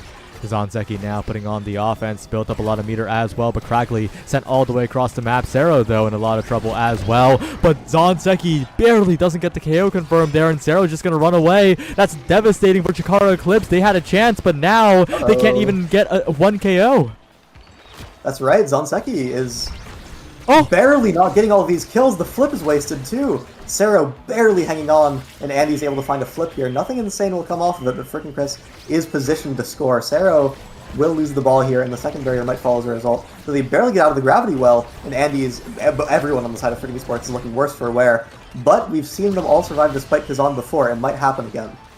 Sero, importantly, is looking healthy enough. Andy dashing forward, looking for a follow-up off the Oni's blade. A passing play to empty space. Freaking Chris all the way back. Scandals will defend for now. And a KO finally found by Zonseki to bring a power play to the side of Chikara Eclipse here. Sero, though, relentless on the offense. Cragley looking, but they can't get too much value. They find the barrier finally. The respawn's going to come in one more second. Andy's winning Strike War after Strike War, and frickin' Chris has returned. Another Strike War win for Andy as Chris just advances the core forwards. Cragley, though, in a great spot now as Zonseki looks for a drive-by and gets the lingering strike just in time to tie up this set. Yeah, the Kazan strike covering the outclear almost like an Estelle primary would with that length and duration. Very well played from Chikara Eclipse. Honestly, they looked like the damage team at that point. Freaking Resports was super low all the time. They were able to take out some of those prize fighter stacks too. However, one thing to point out is Andy has that Stacks and Stacks fully stacked up now. 2 prize fighter stacks as well. It's very valuable to kill him, but it's not reasonable. It's hard to get that damage off of him. And the state of damage in this point so far is firmly in the favor of freaking esports there. Zonseki being launched, but Cragley regenning just barely enough to get one barrier on the other side of it. And all the regens come through for the side of Chikara Eclipse. That they have enough stagger and they have enough HP to just get out of there. Now Sarah's the one in a little bit of trouble. It's worth considering Zonseki does have that Vam Braces pickup, so because of that, he's actually kind of hard to kill when he has the ball. So really he can only die when the ball is off of him, and it's been happening, but it's really been happening a lot less frequently this time because he has that possession to work with. Freaking esports are having a bit of a harder time confirming these kills. They're getting the staggers, but they're not getting the confirms. It's possible Sarah might have to start holding his ult for these scenarios. Might need to start targeting Scandals maybe, but now Cragley in a little bit of a scary spot. No evades left. Andy with the flip. Might be burned soon. The rocket good. Burns the flip just in case. A shot to the top corner. Scandals is there to catch it.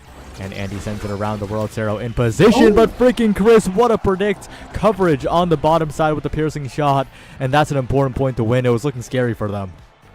Great snipe with the core speed, 146 power in overtime. That will make it go so fast that Scandals is not able to use even an ability to save that core there. Very well played from freaking Chris. He's been looking very good all game, honestly. Yeah, and Crackley always brought low. I think freaking Esports recognizing that the now, if left unchecked, can be a huge problem in the midfield. Forced to burn the lifeline as well. Cerro looking healthy, and every single ability by Crackley burned now to try and escape. The Cerro, with the flip available, is such a threat on the other side, but also taking a ton of burst damage. Needs to be careful here. Yeah, freaking Chris opting to keep behind the barrier there. He is low, but he's not really killable because of he's just so fast, and they can't like get to him without committing themselves so hard. And if they do, it leaves Cerro for a perfect 1v1 scenario. Freaking Chris blinking in and finding the first barrier. It's going to be their offense for now, but they're not looking too scared right now because of that triple defense they're playing. However, Zanseki will find a close strike to get that second barrier. Scandals with the flip advancing now could be the threat that gets them a goal here, but Andy's clearing very well into the corner, helped out by Chris a little bit. The flip early, but Chris doesn't react in time, and Scandals will steal away a point. It's 2-2 now, and maybe Jakara Eclipse can scale their way back into this game. It is worth noting that Luna most likely has nuke right now, as well as Scandals not having that flip. At any moment, Andy can let that fly and change the game very significantly. However, he's opting to play his defense, aiming for Zanseki instead, killing just off of raw knockback with that specialized training. This is exactly what they need. It's a prize fighter stack, it's a power play, and they can convert this into a second barrier. That's all they really need off this power play to work. Good strike by freaking Chris to get it through. Crackley taking a ton of damage as well, and Cerro goes in. Cerro finds the game for freaking Esports. Converting that power play into a little more than just a second barrier as Cerro builds that flip using his ult to catch up to the core and putting it in the net finally with a shot straight at Scandals, who did not have any abilities or his strike. Well played, and they played that map. They played the start very, very well, right? Well adapted to the prize fighter on Demon Deus. They got the game plan down, and there weren't really too many hiccups for freaking Esports in taking that first game. That's right, and if there's one thing I want to see from them in the rest of the series, it is this damage being continued. They looked very strong playing this damage, and I'd like to see them not just only opt to play it because it was Demon Deus, but also because it's just something that they're good at.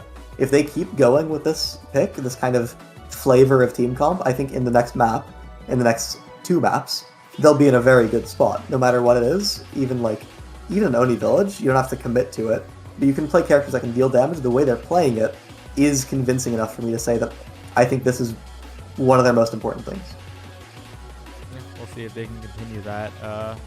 And taking a look at the stats too, right? It just really made sense how they were playing. They were shutting down Zanseki's access to the core. Crackley was the one who was supposed to feed it to Zanseki, but when Crackley's taken out of commission more often than not, then it's kind of hard.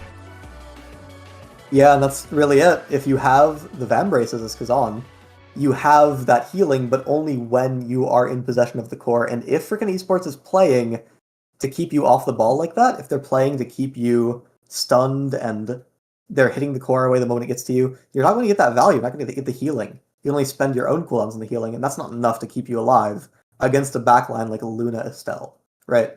So the Vambrace's pick, even with a Stagger Awakening on the start, was good at keeping him alive, but it wasn't good at keeping him alive and well, right?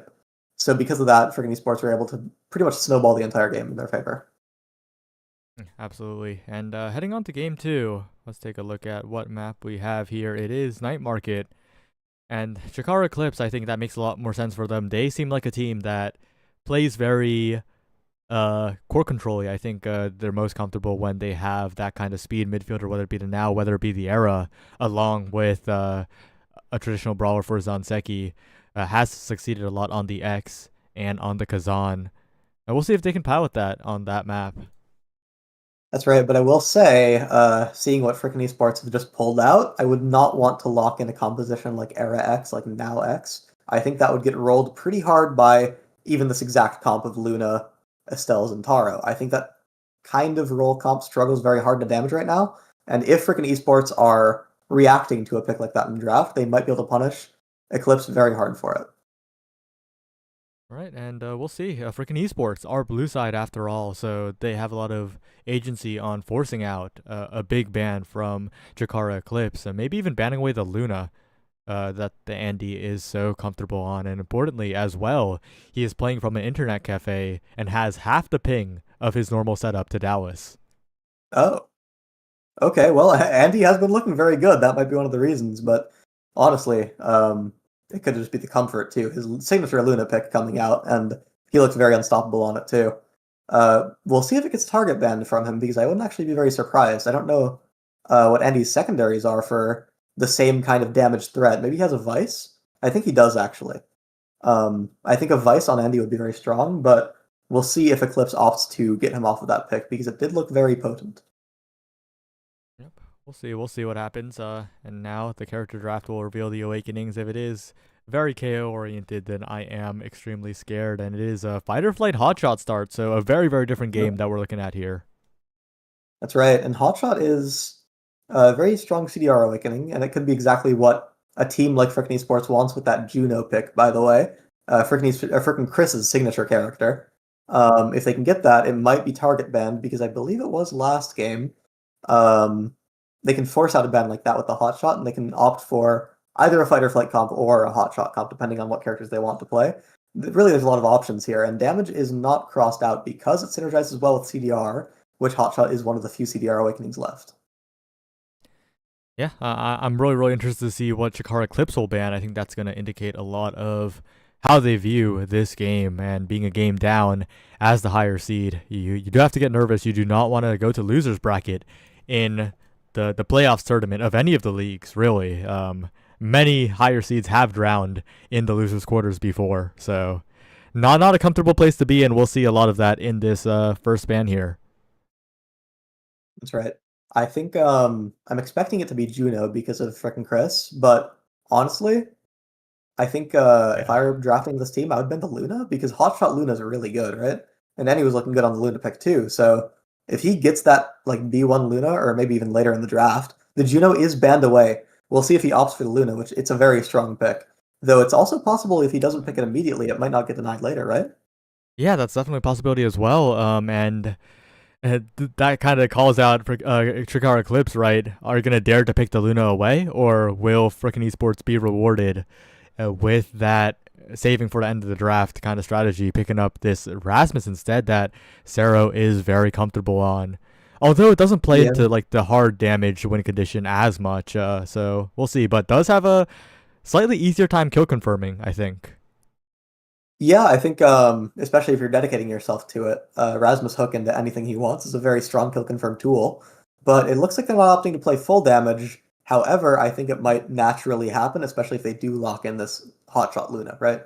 Though it'll depend. It's open now, and he has a chance to pick it, but they did pick a Trucker Eclipse did pick now Finny like they did last game. Just some comfort picks here. Yeah, I think Luna is so good in this spot.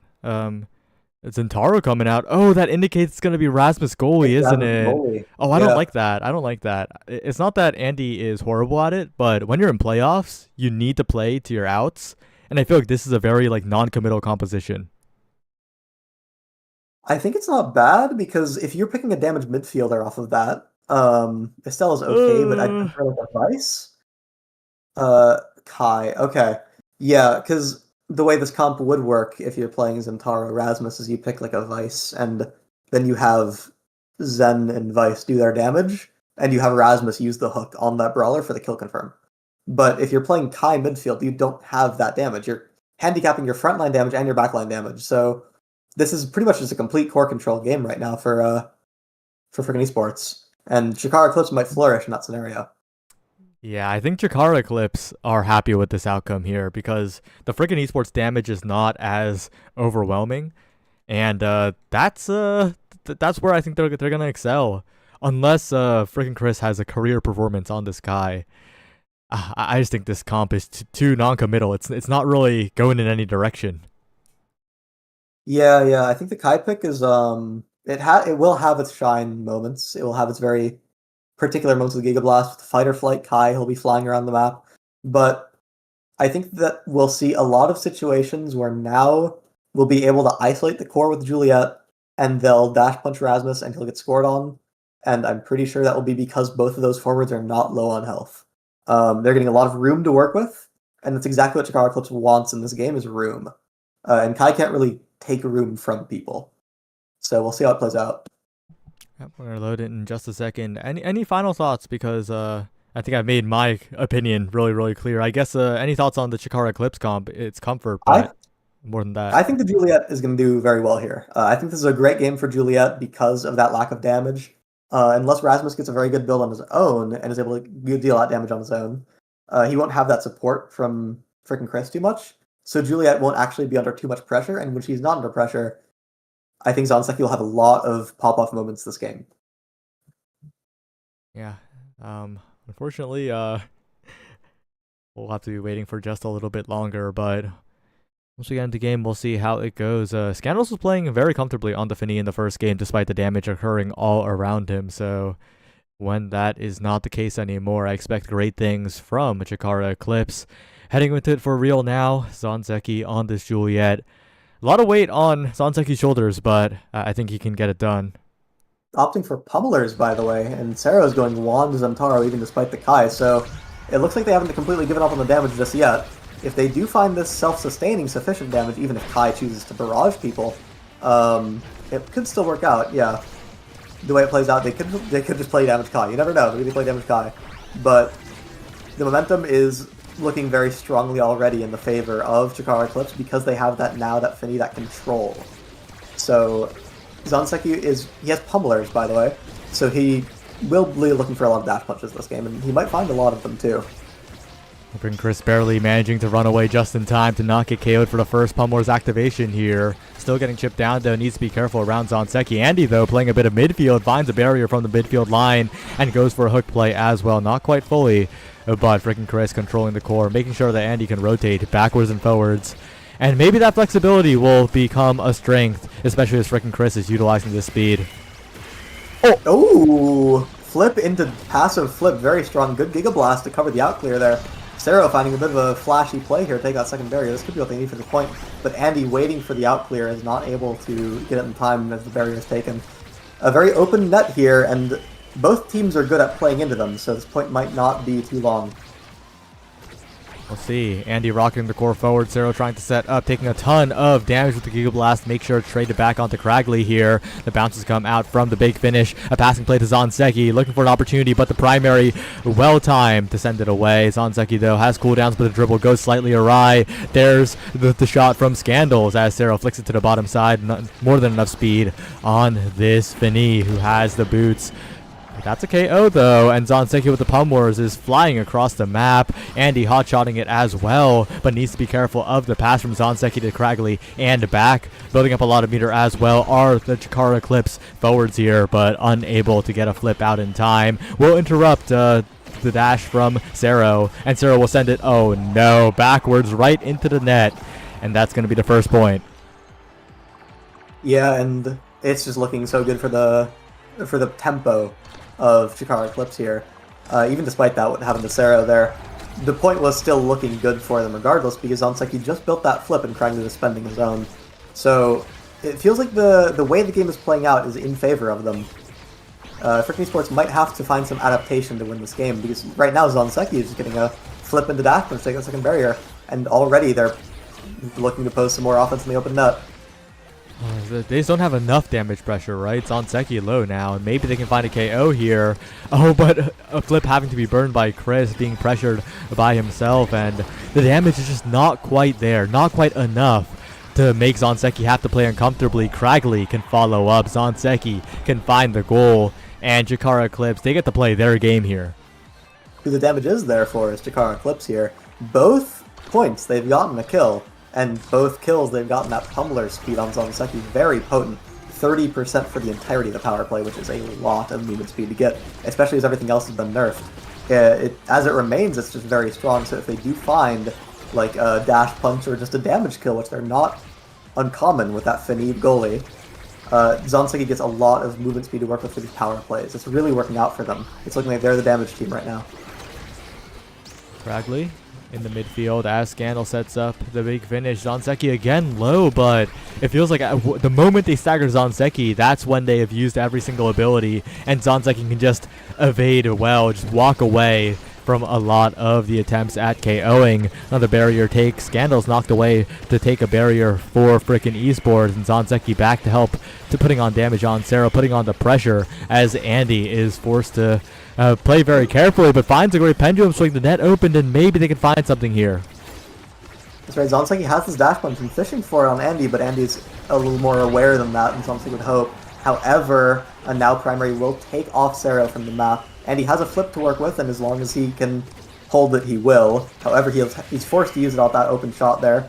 Frickin' Chris does have his cooldowns to work with, but he loses a same frame strike war to Zanzeki crucially, as the set is over for Chikara Eclipse. That's a dominant set for Chikara Eclipse, and that just might be the rest of the game as well, as this draft's looking pretty good for them, I gotta say. But frickin' esports is not gonna be too sad either, I think.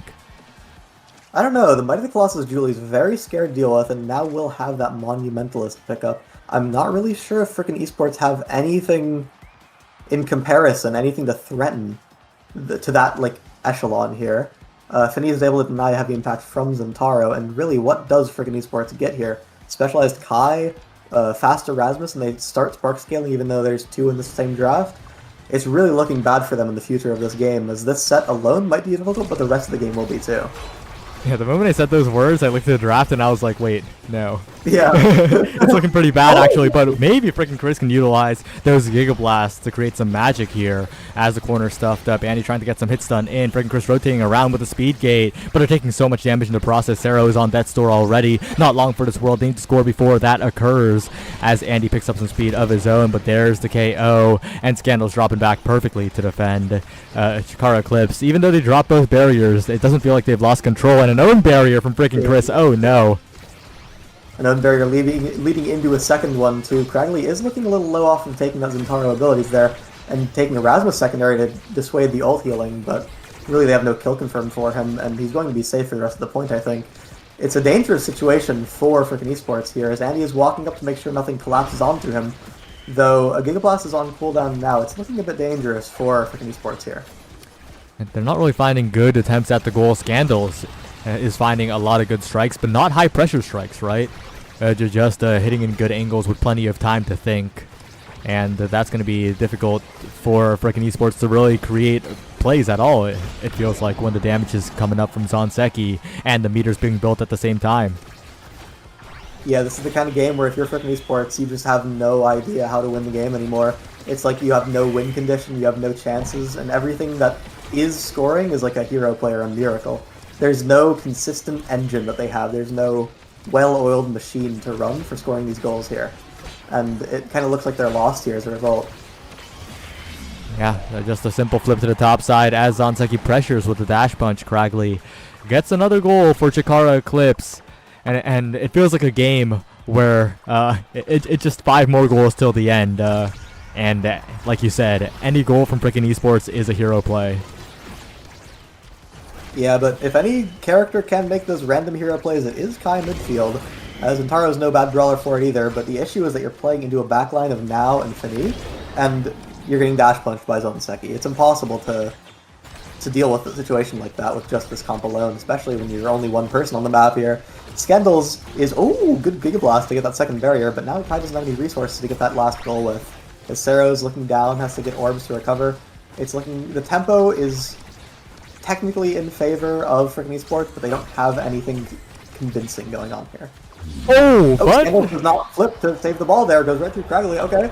A miracle or a blunder is all they need, but going into the next point, I guess, yeah, Sero finding an upwards shot, and Scandals opting to hold his flip. We'll see if he can put it to good use in the rest of this point. Yeah, but the thing with Scandals having the flip, right, that's like the anti-hero play creator. It's a hero play killer, really, the goalie having flip in a lot of cases.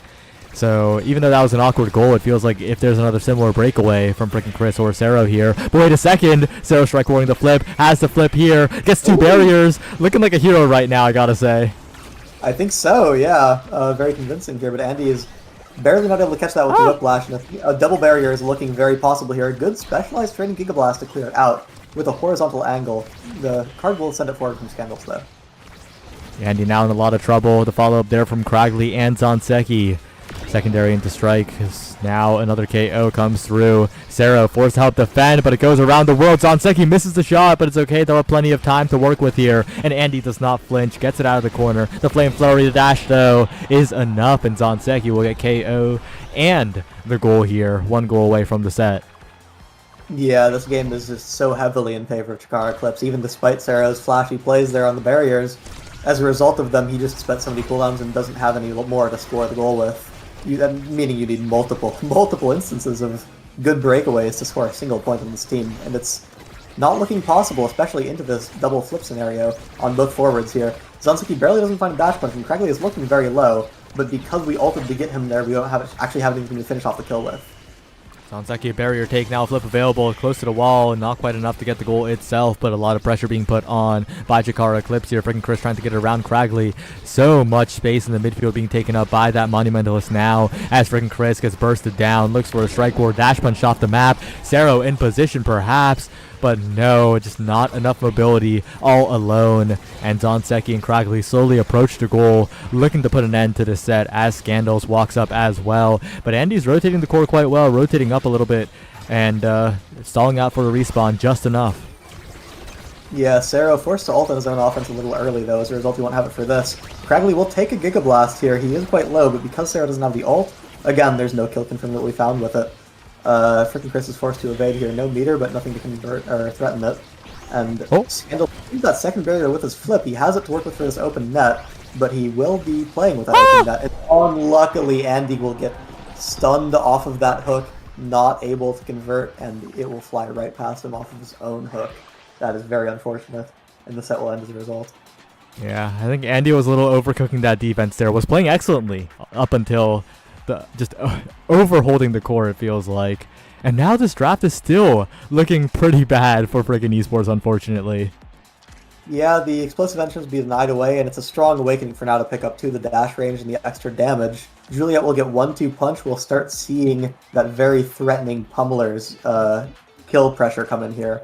A size awakening comes in for Rasmus, which is strong. Everyone in this draft gets something solid, right? There's no real loser of this draft, but the difference is that I think Chikara Eclipse is going to win more based off the awakenings they got, especially if Zonseki finds these dash punch kills, which he's been looking for all game.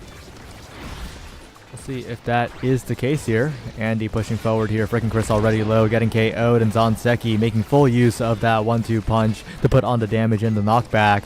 2 barriers attempted, not quite the angle for both of them here, but we'll find it on the follow-up. And Zonseki just continuing to run the offense. The damage pressure just not there to force Zonseki out of there.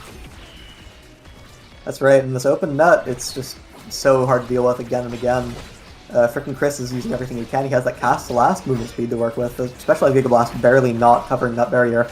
And as a result, he just doesn't have anything to score with now. Playing into that double defensive backline, it's just Kai alone can't do it. And Sero is on this offense now, but the issue is that he's so low that he can't actually walk up. He does find a passive to confirm the kill on Zonseki, though, pretty crucially. That's pretty good. We'll see if that continues, though. Freaking Chris looking for the Giga Blast, doesn't get the barrier off of it. So many flips burned by Chikara Eclipse, and Sero sets up and finds the barrier here. Health bar's low. Sero almost KO'd, barely surviving, gets the KO on Scandals instead. Another one for Sero, and this is looking like what freaking esports needed as Andy finishes it off. Look how good this team looks when they're dealing damage and getting these kills. They're so good at the scenario. I think this game would have gone so differently if they drafted differently. Notably, by the way, the Kai is 2 levels behind the whole lobby. He's really not able to play into the, honestly, damaging team of Chikara Eclipse. They're double barriered, and haste alone is not enough to win this game for them. Yeah, continuing to put on the damage onto Kragley. They're trying.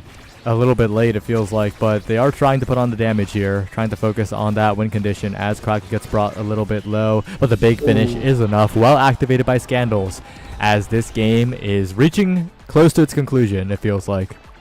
Absolutely, a very heroic play in that first point from them, but it's not consistent. They don't have any consistency going on in comparison to Chikara Eclipse, who has a very, very strong core of their team.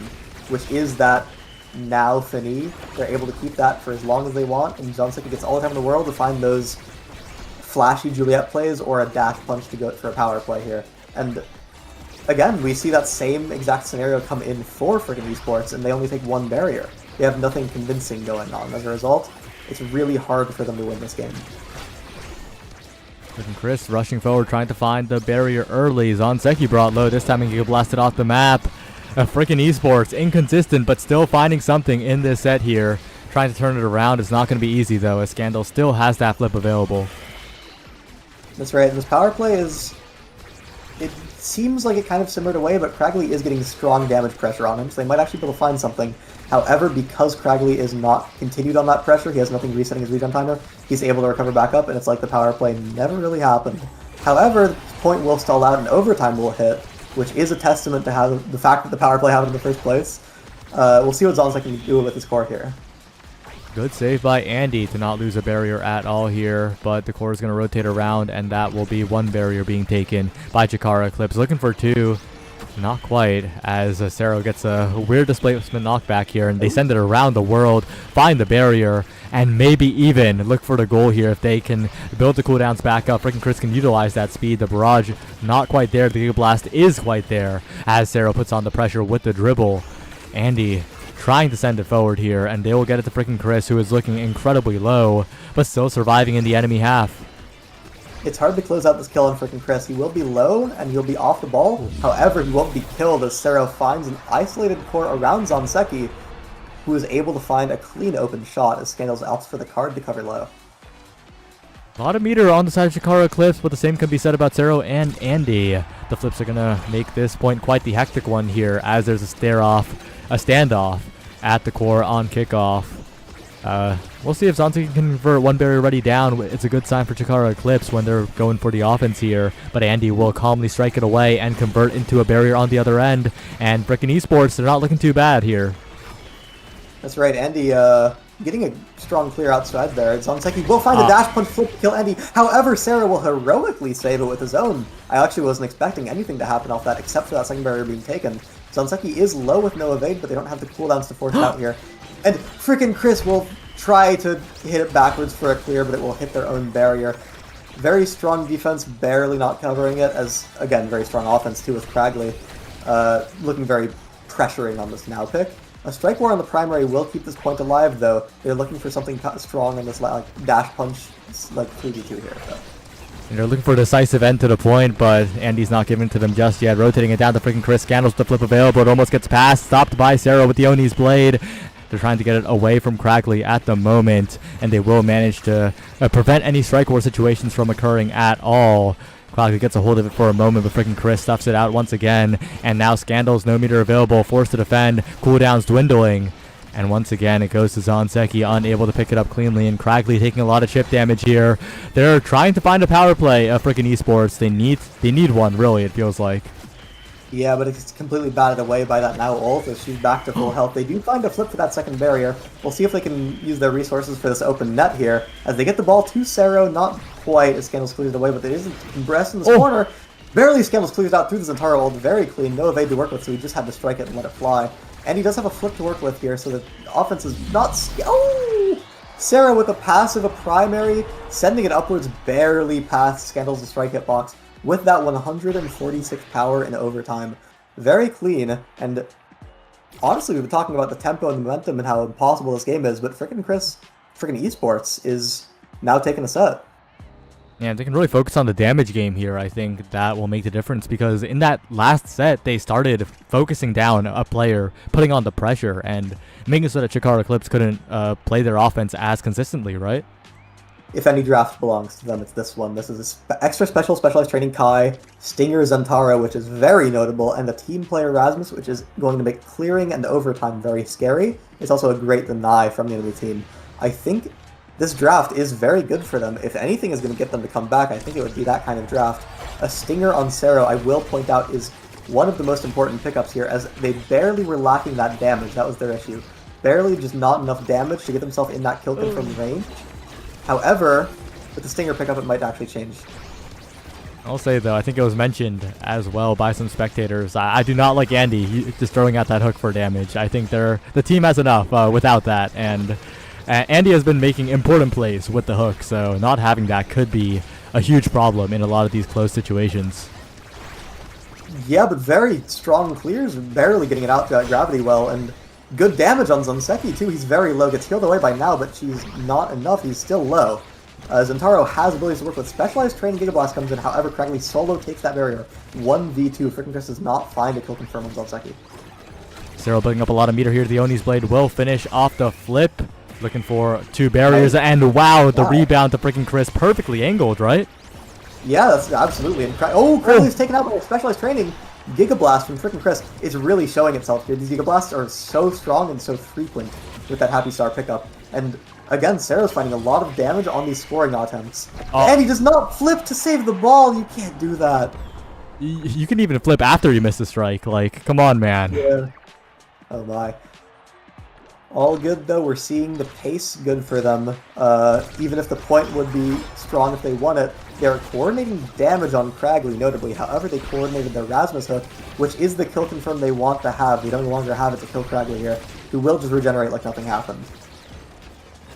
Yeah, and unfortunately, they're not going to get anything concrete. They do keep up the damage on Cragly here, and Sero is just in the enemy half, continuously putting on that pressure onto Cragly. Zonseki, though, 1v1 here, forces Andy to burn the flip. The KO could come through for freaking Chris or Sero, perhaps, but the confirms are just not there, and the regen's coming through for Chikara Eclipse. And again, if any team would have struggle with kill confirming, I don't think it would be freaking esports. They have Rasmus Hook, they have Kai Barrage and the Specialized Training Giga Blast, and they have any of Zentaro's kit. It's a very strong kill confirming team, but it feels like they just don't have the abilities anytime they get someone staggered to actually close it out. They are getting this team so low so frequently, though, as Zonseki and Scandals are both staggered. Cragly has to choose one to heal, and Sero has this flip to work with his offense. Going to play for an angle here, doesn't quite find it, as Andy is able to catch the rebound. Freaking Chris topside, looking for the barrage, not quite enough as Zonseki helps out on the defense. Sero setting up with the slice and dice, not quite enough either, as Andy now the team player fully activated, but a barrier takes Zonseki on the rebound. Cragly continuing to put on the pressure to flamethrower for the hit stun, not quite enough, and team player all the way forward for Andy here. Sero rushing forward as well, but a good secondary from Cragly to make sure that isn't the goal just yet. Sero now, the Oni's Blade burn, not many abilities left, but we'll just strike war 2 entire people to the bottom side and keep freaking esports afloat. He had no cooldowns, he spent them all in the last offense, but because he got the ball one more time, he found a great strike war, a great angle to barely send it in. That's a hero play again. They're finding these more frequently as they get more possession, more pressure with this damage potency. They're really making this game their own. Definitely a possibility. Freaking Chris walks around the debuff. Importantly, Zonseki would have pounced on the damage, and the slowly drifting Corb takes the first barrier here of this point. It's 1-1, but it feels like freaking esports, they are a little bit further ahead than that, as long as they can make sure this last barrier stands up. But the follow from Cragly says no to that, and the bounce off the terrain makes sure Sero can't make a push to the top side either. The big finish stopping it for Cragly to strike away, and Zonseki just fully rotated to the other side, looking for a set-up play. Not quite, but very, very close, and Chikara Eclipse continuing to threaten these scores. Yeah, but freaking Chris, with all that movement speed, is able to deny pretty much anywhere they want to send the ball for this offense. Because of this Kai pick, he's able to stall out the points, and that might be what they need, especially with this team player, as overtime is going to hit quite soon. Zonseki's flip is something to look out for, but it's so low that it's hard to get value out of. Sero has the core now, it falls loose, but they still have possession to work with. They're not in too dangerous of a position, but Zonseki barely finds a down shot, and he's able to bat it away with Whiplash, though. A dash punch will come in, and a power play is in the favor of Chikara Eclipse. Poor stop for now. Cragly, Zonseki flick to the bottom side. Not quite enough to get in the goal itself. 4 seconds left on the power play. The hit stun away from Andy. No meter available, but Zonseki doesn't quite get the KO, even with the 1-2 punch, but freaking Chris doesn't react in time. Cragly with the hero shot as it was looking bad for Chikara Eclipse, and a freaking esports. They were so close in 2 out of these 3 points, and instead of 3-0, it's 1-2. Yeah, the moment they got like the great tempo momentum swing for them, Cragly finds a great shot in between all of them. Freaking Chris not able to cover it, and again they're 1 point away from winning this set and winning the game as a result. But if anything, it's the tempo in favor. It really feels like the momentum has shifted. The hero plays are coming in for Chikara Eclipse, and the tempo is in favor.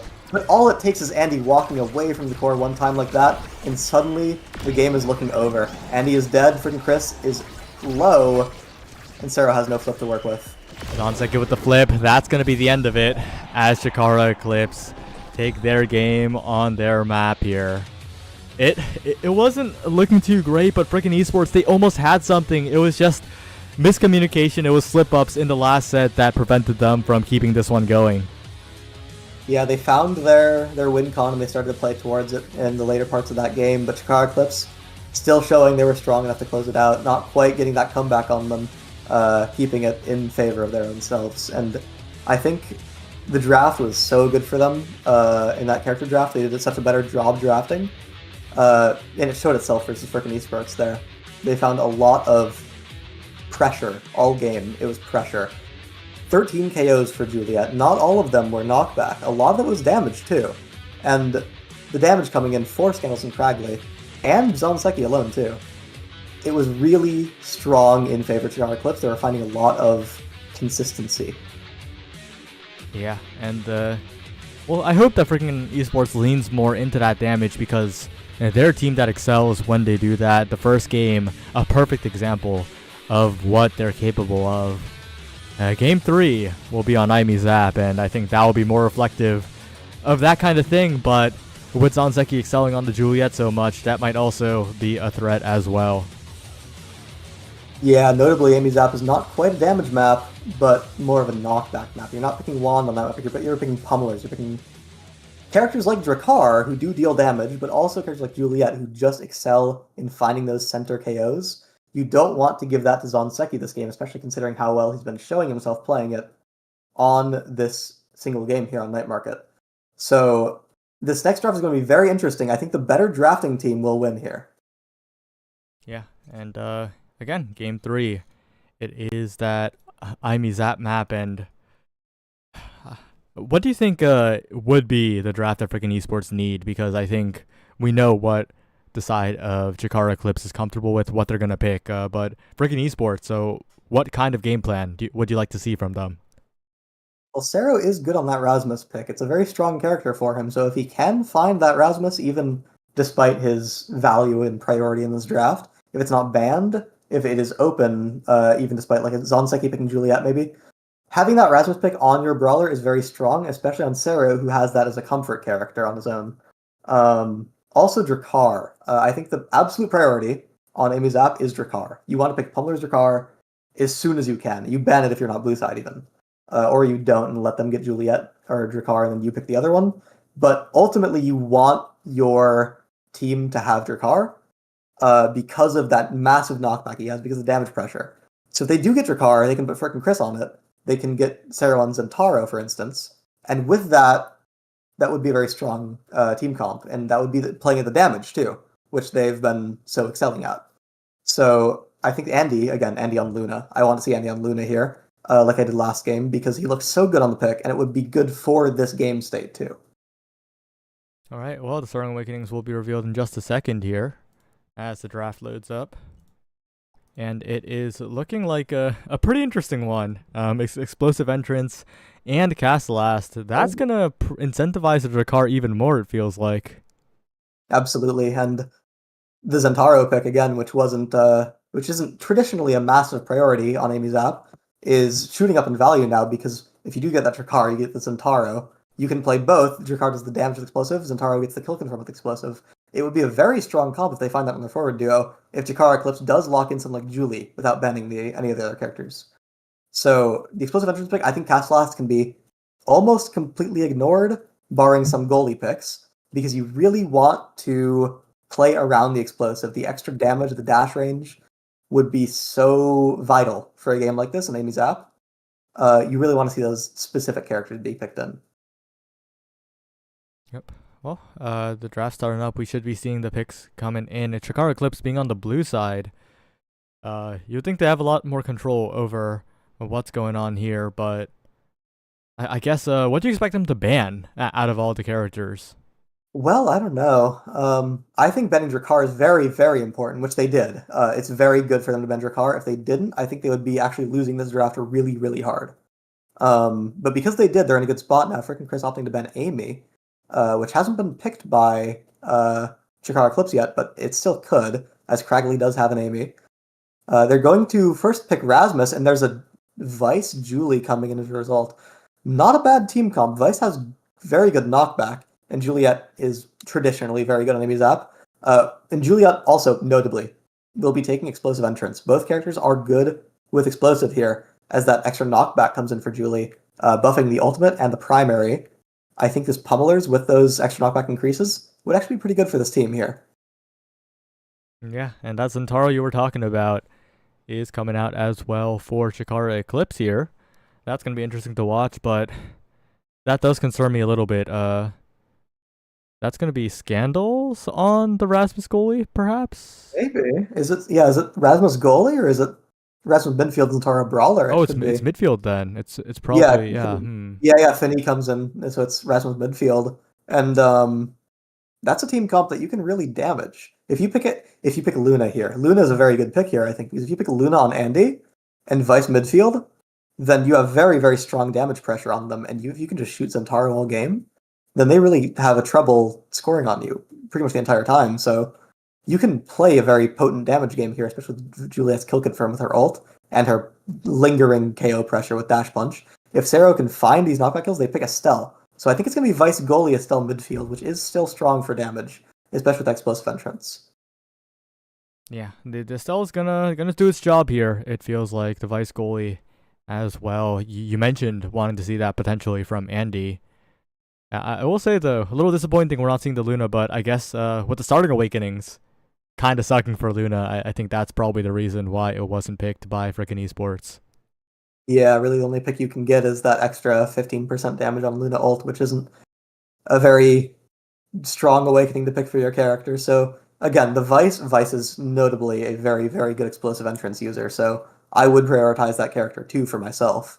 And we might see its value coming in here. Explosive Finney isn't too valuable. We might also see Scandals and Castellas this game, just for that stronger ultimate.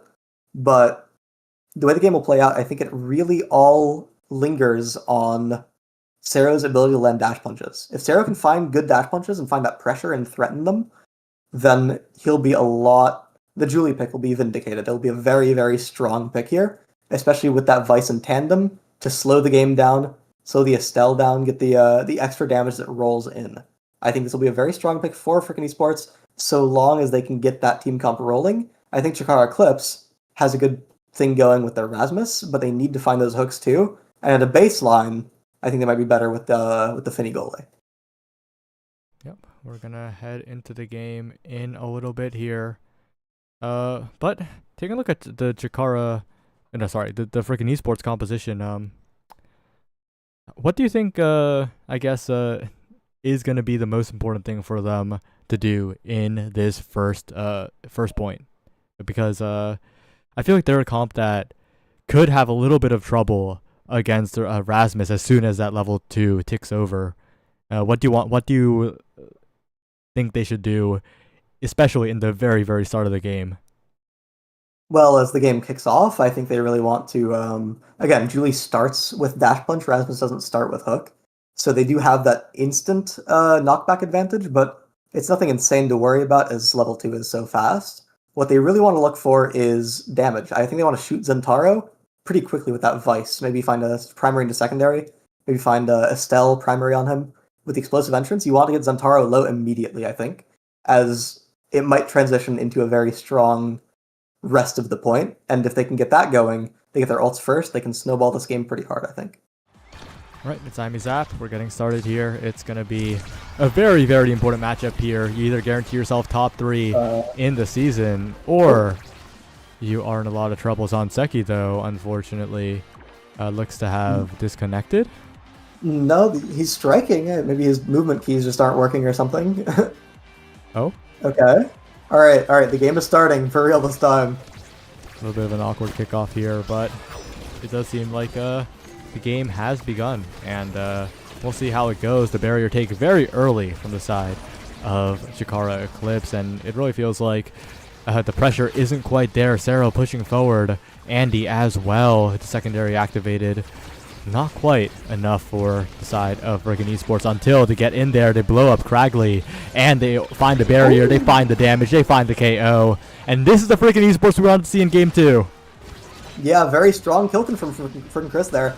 Long distance of stealth thorns into a primary, tracking Cragley very, very well. If there's anything I want to see from Andy, it is these secondaries being placed on the middle of the map, the mid-line. Because it's so condensed, it's a lot more area you're covering here. As almost a kill confirm on Zonseki, just raw knockback with explosive entrance there. Barely not quite, but the damage alone is enough for a dash punch to kill. And Andy's flip will be able to take a top shot into the goal. Very well played from freaking esports. I think the tempo is very strong in their favor here. They're looking like themselves from game 1 again. Absolutely. Scandals built up a lot of meter in the process, but the highlight really is the damage pressure, and right now that's on Cero. The big finish not popped in time, though, to stagger that Juliet and the hook a little bit early as well. Freaking Chris going to take advantage, going to take the barrier, going to create the offense for the side of freaking esports, and importantly, as long as freaking esports can keep the barrier up, might have cursed it a little bit in the process, they have so much offense that they can use with Andy walking up with the secondary pressure on the midline, like you mentioned. Freaking Chris, though, needs to watch out a little bit, but that hook completely ineffective, unfortunately, and Sarah going to capitalize yet again. But Andy, oh no, hits it right into the Scandal snipe, and Scandals is going to be happy with that one. It's 1-1. Yeah, rushing the play a little too soon. They could have forced out Scandals' flip with that power play. Again, we're seeing, at the very least, the consistent damage pressure on Cragley is showing itself, especially with the kill confirm from Juliet, the ult into their own net with that especially.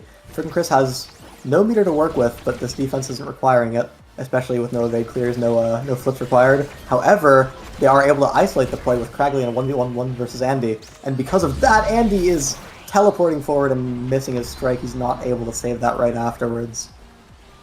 Yeah, it kind of feels like freaking esports are a little nervous here. It is game 3 after all, and you do not want to drop the losers.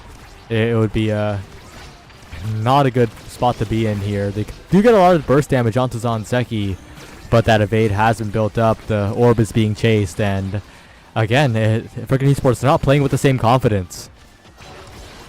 Yeah, but all they need to, really, it's going to build itself back up as they reset the momentum boost. They find the kill with freaking Chris here, and this offense is looking very good on Finny. They take the barrier. Sarah is looking very low, but it's really hard to kill him here because Rasmus doesn't have that hook to work with. So Andy in this position does whip the flip. The damage will be strong as Scandals is low, but they're not able to find anything insane here. Sarah with a dash punch. The explosive entrance lingers the dash long enough to kill Scandals. What was that? Yeah, lingers long enough, and then at the very end got the strike as well, right, to secure the goal. That's right. That's the explosive entrance magic right there. And if they can hold on here, I think freaking esports could scale like crazy even further into this game. Chikara Eclipse, it kind of feels like they need to win this set to set themselves up in a good spot. Yeah, Cero being damaged so much, though. If anyone's a damage target in this game for Chikara Eclipse, it is him, as he's so easy to damage, and once you do, you can see how the offense kind of crumbles for freaking esports if they don't have that Juliet to cap it off. However, he's on the offensive now with his ult, and Zonseki being staggered. He will threaten a lot from here, but barely recovering from stagger as Zonseki is kept alive. He's back low again after the ultimate, though. Oh, and freaking Chris manages to steal away that barrier, and now just blinks in, explosive entrance, secondary, the Rose Warp in the midst of everyone, finds the flip, finds the goal, and the namesake of freaking esports wants to make sure they place at least top 3 here. Dash Range Estelle can do it whenever she wants. She can always just jump in with a flip at any moment, and freaking Chris opting for the best time possible. A Monumentalist Finny is worth considering, but it's not worth denying, as Vice has so many strong awakenings to choose from. Going for the prize fighter here, as Vice will be participating in a lot of this damage. I think Estelle, getting the bulk up as a stagger deny and the damage pickup is very potent, and now Juliet will not get that 1-2 punch, never, ever, but she will get Fight or Flight or Spark of Leadership. Spark of Leadership is a good pickup here, because the first set there's no other spark, and it can scale into a Spark of Strength, which is exactly what Juliet wants. Right, we'll see if that is indeed what happens here. Spark scaling a possibility, and my eyes are on those Andy prizefighter stacks. Any assist would be great. Trying to get the early damage here. Not going to get any of it. Not the barrier just yet either, as the core's rotated away. But freaking Chris is so active with these Rose Warps, putting on the pressure, making sure that Chikara Eclipse are nervous on the defense, and they just collapse. They find the staggered targets, and they find the barrier, and they find the dash. They find everything here other than the goal. Only freaking Chris can confirm this kill on Zanseki, though, as no one else has an ability. Oh. He doesn't quite find it as it goes right into the bumpers. Zanseki weaving around the orb, Andy's primary is just barely missed there. And Zanseki has a good scoring opportunity here. They're isolating the play, however, Andy's walking up, ready to defend this before it reaches to him, not being collapsed on. And Sarah finds a damage kill dash punch, and it starts a power play here, and Sarah has that pummeler's movement speed, and it's going to close at this point very, very convincingly, as well as the cherry on top, getting that energy away from Zanseki. Yep, the energy advantage is massive for freaking esports in this one here. They basically have 3 flips on the board, and with freaking Chris playing so well, the flip on the Estelle, finding the KO of all things, the barrier taken on the other end, but as long as you can keep the core up, you're happy with that. Yeah, the Rasmus hook, just we've been seeing, I saw it connect on Sero there, but the knockback wasn't even close to enough to kill. Currently really needs a pickup here, a strong pickup, especially without those pummelers. He has slick kicks right now. So the knockback is not enough to get anything convincing here. A ult on an evadeless Rasmus is more than enough to close out the kill, though. Now freaking Chris against Scandals looking for the dash punch drift is Zero, not quite enough here. And Andy not trying to risk anything, even though the range wasn't quite there here. But Andy pushed up a little bit too far, and the core speed will be enough to send it around the world. An unexpected goal, but Chikara Eclipse, if they can steal away a set, that would be great. Yeah, punishing Andy for flipping for momentum there for tempo, because he didn't have that flip to save it at the very end there. Really what freaking esports wants is to slow down, I think, because a slower game benefits them much more than it benefits Chikara Eclipse. So I think in favor of them here, they're taking a lot of damage on Zanseki, who now has flip, so damaging him more might be even more valuable. However, it is a very strong situation for him. Not able to find the goal immediately, but this is still a very scary spot. Dangerous spot to be in. Zanseki putting on the damage here on the freaking Chris, making sure the midfielder. Oh, freaking Chris, while being staggered, still manages to find a beautiful KO to the center. It's an Estelle masterclass here as Sero stays alive, but this barrier take is not looking that easy. Explosive Entrance Estelle really showing its power here. The beam just does so much damage and knockback alone. And Scandals is going to die here off of this Vice ult, not quite positioning himself alongside the bumper there. And Kragley's going to die next. They're all so low with no evades to work with. Anything can kill. And a punch is all that needs to do it. Zanseki will spend his ult, but that means only just that he won't have it at the next point. It's on cooldown now. One more goal for a massive lead for freaking esports here. The only bright side for Chikara Eclipse is that the meters are relatively low on their end, so you're not going to see freaking Chris doing any crazy flip plays as Sarah goes in for a long shot KO onto Scandals. And he does so much knockback with the Thunderstruck. That's ridiculous. Absolutely. All 3 of them are building just for as much percentage hit harder as they can, and that plays so well into their knockback, especially with the bulk up on Andy. The explosive entrance, or no, both of them on freaking Chris. Explosive entrance and 4 prize fighter stacks on Andy. That's exactly the highlight you want to see if you are freaking esports. The prize fighter stacks will do so much for this team. Kragley's hook will be scary, it will force out Andy's flip, but it's not going to be enough to score. As a result, he will die with no more evade to work with. There's the Oni's blade from Zanseki, but freaking Chris scoops it away, looking for the barrier take now in the top corner and hit stunning the goalie. Everyone collapses at the same moment, and Sarah's looking for the finisher here. Freaking Chris has the resources, blinks in, finds a strike, but right to Scandals it goes. Sarah building up a ton of meter, but very low, needs to be careful on this flip usage, and will go for it here. Not going to land, and is on death's door as a result. Yeah, Sarah literally 0 energy, 0 HP to work with, but there's nothing insane for kill confirm on the enemy team for Chikara Eclipse for him. There's a Zentaro ult, but he's pushed away from it by a Fini card. He is left alive, and a Zentaro passive in the dash is not enough to kill. Sarah is alive still. He's on the ball while alive, as Rasmus primary or secondary will confirm it though, as Chikara Eclipse is looking in a good spot to take this point, finally killing Sarah. Yeah, but Andy has team player on non-team player E-strikes, right? He has so much power. But Zanseki will snipe it perfectly, and it's set up so well by Kragley on that strike. This is a point, this is a set that Chikara Eclipse can win, and they really, really do need it. Yeah, barely enough to to get that dash to score. Just exactly the range you need for that. Zanseki having this flip is now the target of freaking esports. With a dash punch of Vice ult, but not enough as he's wiggling around. Very good movement from him. And he's using this flip, eventually uses that flip to score, which is exactly what freaking esports is trying to avoid. Sero finds the evade to Zentaro ult as there are multiple people in there. The evade cooldown will lower, and Andy is now worse for wear. Looking very low on health, being camped by Zanseki on the eject. He can't go back. It's just up to freaking Chris to defend here. Right to Cragley, interrupted by freaking Chris. The respawn comes in from Sero. Gonna have to burn a cooldown or two on defense, it feels like, but Andy recovers as well.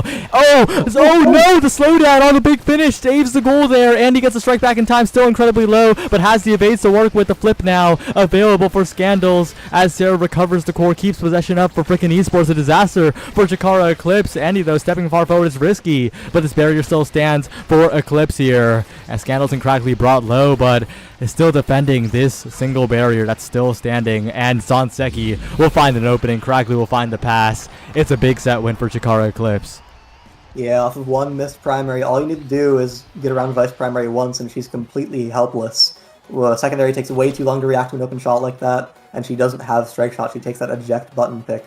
So as long as you can get around Vice primary, you can get a very clean goal on him, as Zanseki had done. Heavy Impact is taken away from Vice, but she is not too sad about it, as she has that twin drive and extra special to choose from.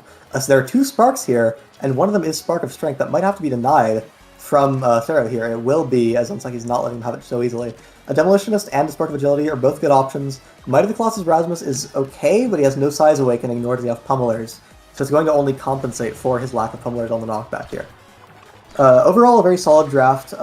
Twin Drive Estelle with that dash range is very strong, and Extra Special Vice will show itself very potently here, immediately, right away. Zanseki taking a lot of damage, but still managing to get the barrier here. And the defense has been a little bit of a struggle for freaking esports in recent times. Andy getting past everyone, though, finding the barrier. And if they can find these KOs, find these goals fast enough, that won't be an issue as Sero goes in. Not quite the core speed to keep up with the dash, though. And they're in a dangerous spot as freaking Chris sends it forward right to Andy, who will secure the goal. Yeah, all it takes, a very good secondary from Andy there, making it pretty much impossible for Scandals to defend as soon as it does stun that core. Freaking Chris in a great spot to score off of it. As long as they find these kind of plays, as long as they find these consistent machinery plays here, they're going to be in a very, very good spot for the rest of the game, but all it takes is an Antaro passive. All of a sudden, and Andy's forced to use a flip, lost the barrier. Suddenly, Chikara Eclipse is looking very strong once more. A Finny ult is going to send it perfectly into the bottom corner too, proving it perfectly.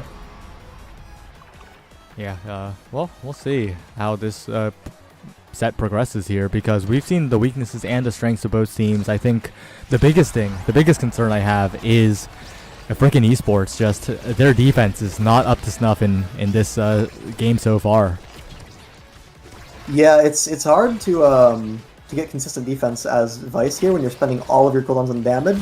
So any single mistake can happen, and there's a mistake coming in. The barrier's lost for Scandals here. Sero has a flip to work with, spending it very early, and it will be batted away by Cragley, who is low, but so is Zanseki. Either of them could be kill confirmed. However, Quangle's Zentaro ulted away from. Zanseki will barely stay alive. Very, very strong survivability from him.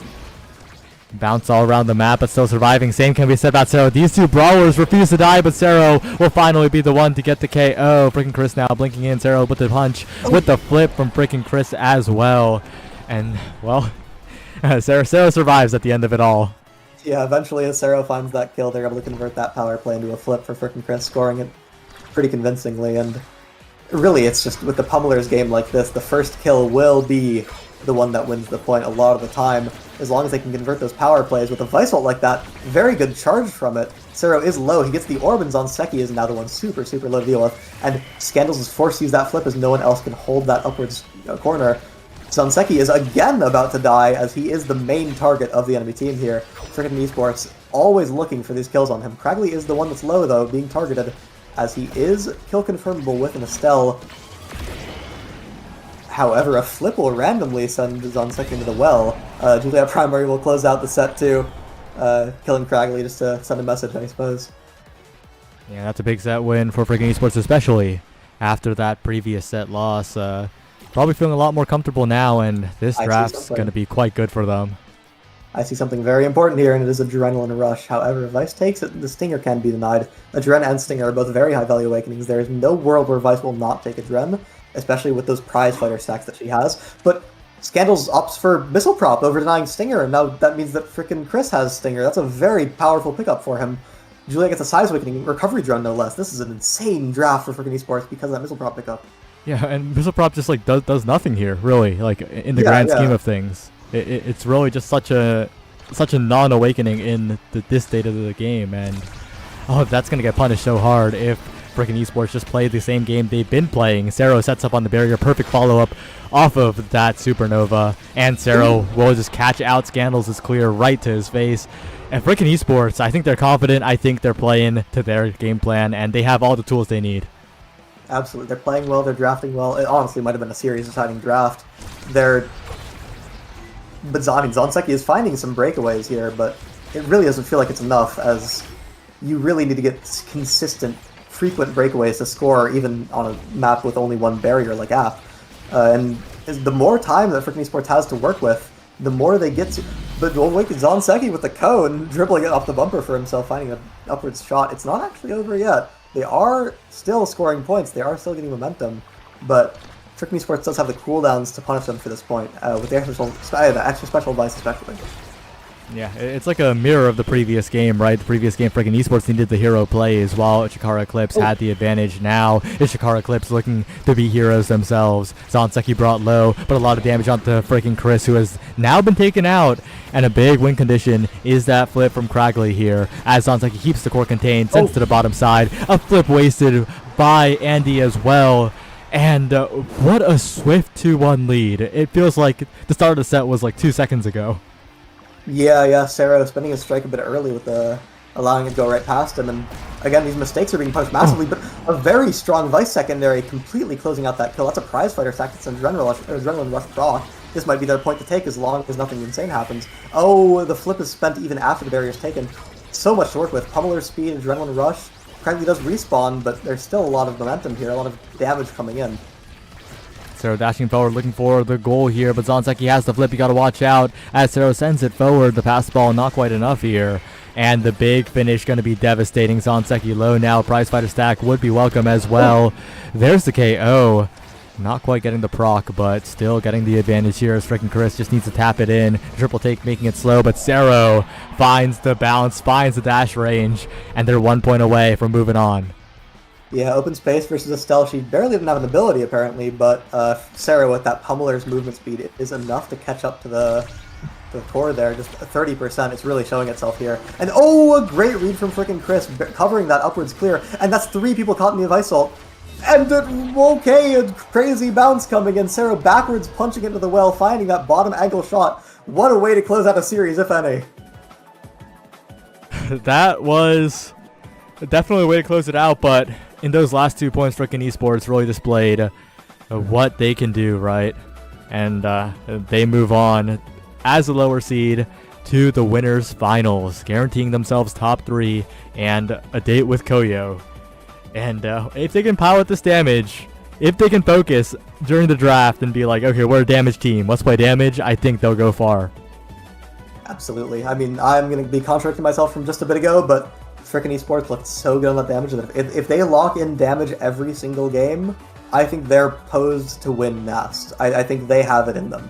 As long as they're drafting around this damage, they look so good on it, so oppressive on it, I think they have that very strong core and the playstyle that supports them here.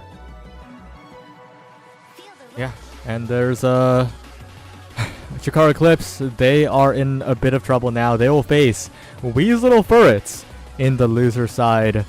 A bit of a fateful matchup here.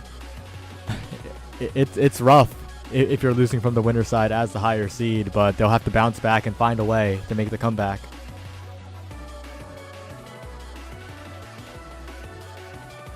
That's right, and it's very doable. They were looking very strong in that series. They just had a bit of a bad matchup into the damage, though Zonseki was looking good at surviving. It definitely wasn't enough, as very many clean kill confirms came in from frickin' esports. I don't think they'll have to play versus a team like that again. I don't think any other team is piloting damage in the same way that frickin' esports is, so it's very possible that they can get a strong losers run coming in. Yeah, and we're gonna see said frickin' esports team face off versus Koyo in just a bit. There's still one more series left for the night in the Nasty Playoffs. Winners Finals is up next, so don't go anywhere, and we'll be right back.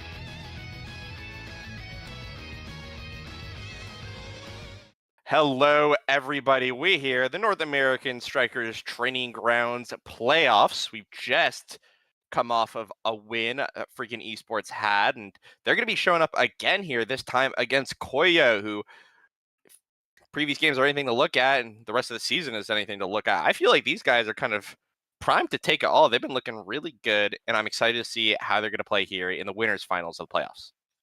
Yeah, first of all, I hope you can hear me out there.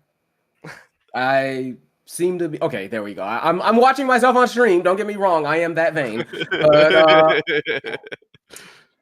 Koyo, freaking esports. Koyo just coming off like a pretty solid win. Honestly, I loved Ian Kirby's play out there.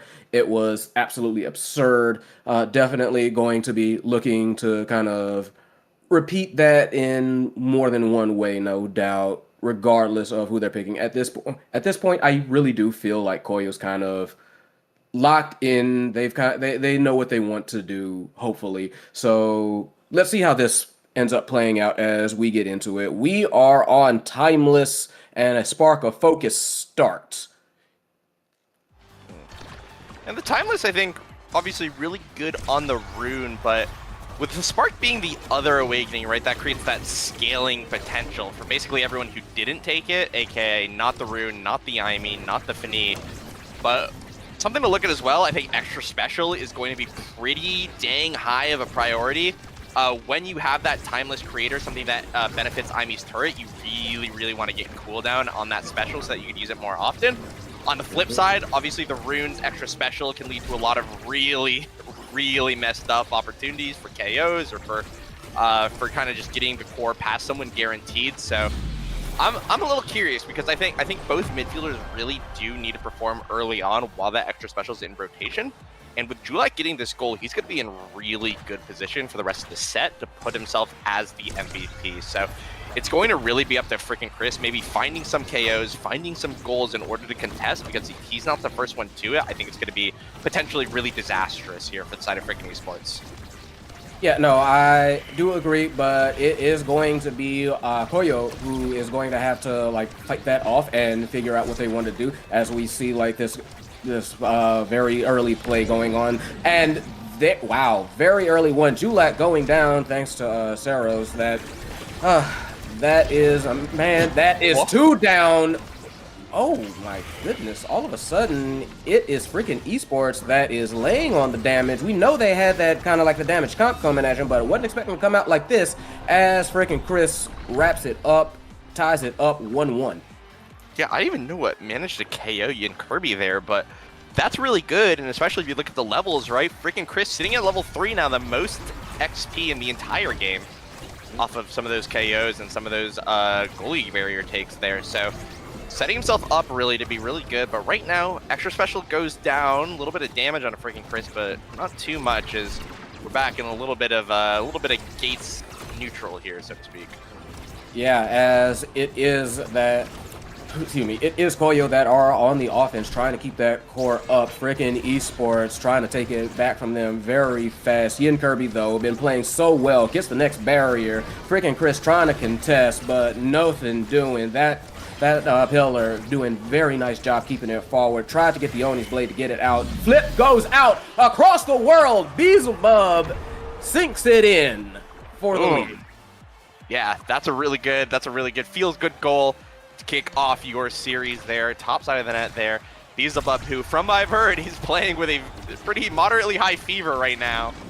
Fighting off illness in all its forms here. Is speaking of illness, the rune banish goes down and just murders Sarah. Going to be sent right off the map there with a pillar as well. Power play here in favor of Koyo. They're not going to be able to find a barrier off of it, though. Sarah now going to be back up. The rune pillar is there to actually sink it one more time, but Andy there able to clear it out with a little bit of assistance from freaking Chris now. Ian Kirby looking to play some interference onto the goalie, but this Fini is just so hard to get through here for the slow Asher. Yeah, Fini's always going to be like a problem in Gates of Obscura. Just a really rough time for them. Very easy, I feel like, for them to defend. But right now, that banish and that quick little 1-2 from Ian Kirby and Julak surely to lock that one up. Set going to Koyo. Yeah, Ian Kirby here is the MVP, which is not too bad. Ooh, there is that extra special, though, to drop, and it's so easily denied here by the Finny before it goes to the Imi. Unfortunately for that, but nope, takes the twin drive, going for their best. Seems like that seems to be the game plan here. Extra special does, in fact, get down to the Imi, and you have Hot Shot. That is going to be scary on the Rune, as well as the prize fighter on the Zentaro. Those are the ones that I'm looking at in particular. That's a lot of, honestly, that is a lot of like damage that is coming out of freaking esports with that one draft. 100% agree. The twin drive on the Finny can absolutely mess someone up. It's actually going to be Zero. Going to be shot dead there here in the corner. It's Julak here playing a very dangerous corner offense. Low on stagger, low on evade, but Ian Kirby, a double barrier play here, comes through. The pass splitter also now going to add to that stack. But it's going to be Zero back up. Andy potentially forced to play defense here, but freaking Krace is going to be able to dribble the core out. Glitch pop, not able to find the goal. Good flip here now, defends the point. It's going to be up to Andy, though, to potentially save this. No, not going to happen. Fortunately, Andy lets it go through there. Yin Kirby able to take that 50-50 shot. Looking at this, Zero losing that prize fighter basically immediately into the set. That's a bit tragic. And on the flip side as well, this hot shot that I failed to mention in the previous draft, obviously going to be amazing for this Rune, right? Going to give so much core speed, which is so good against the goalie like Finny, which really does want to play aggressively, really does want to use a lot of her cooldowns proactively, and you really just can't do that as well when the core's going fast. Yeah, and you can see like pretty much all three members of Koyo looking very low on health. Julak on death's door. Yin Kirby not looking too bad as well. Zero trying for the flip, trying to get something to happen. Nearly kind of walks the core in, but not quite. Beelzebub does have a full stick of butter. There goes Julak, gone to the win. And it is Yin Kirby and Beelzebub on the defense. Went for the cyber swipe, backed up by the turret. Frickin' Chris with a real frickin' nice score.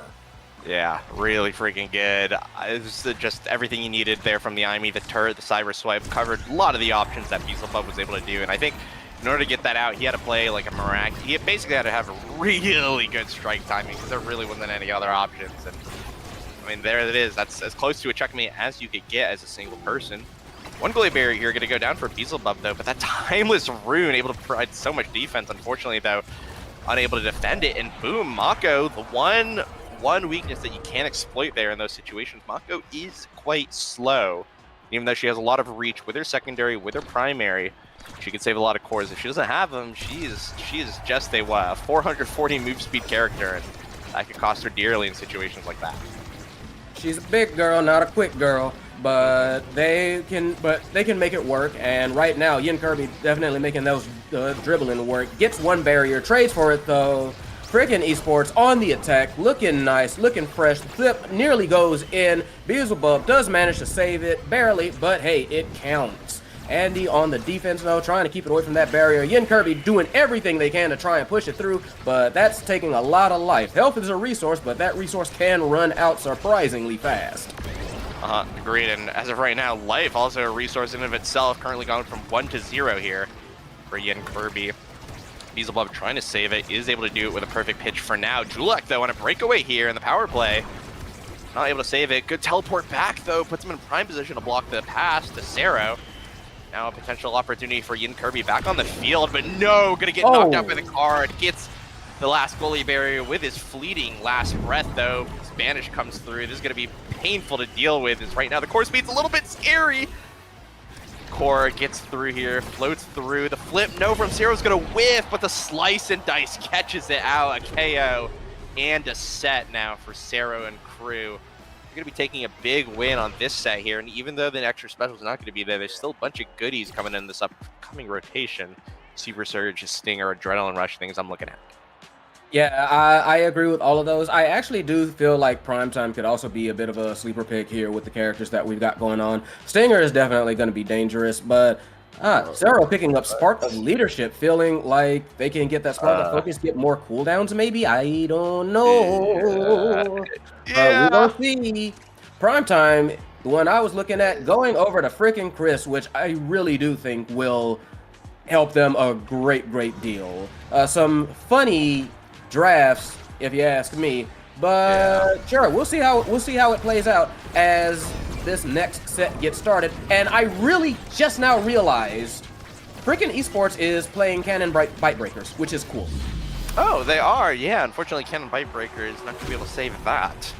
Kirby able to get a quick goal 11 seconds into it. And I actually want to talk about this primetime pickup from frickin' Chris. I think it's really good, but on top of that, it denies the hot shot timeless rune, which I think could have ended the game just outright if that primetime were to get into his hands. On the flip side, I'm exactly where you were. That Spark of Leadership first pick. There's already a Spark of Agility gone, and I don't know, man. You're passing up on your Super Search for that, so... Rub that JPG?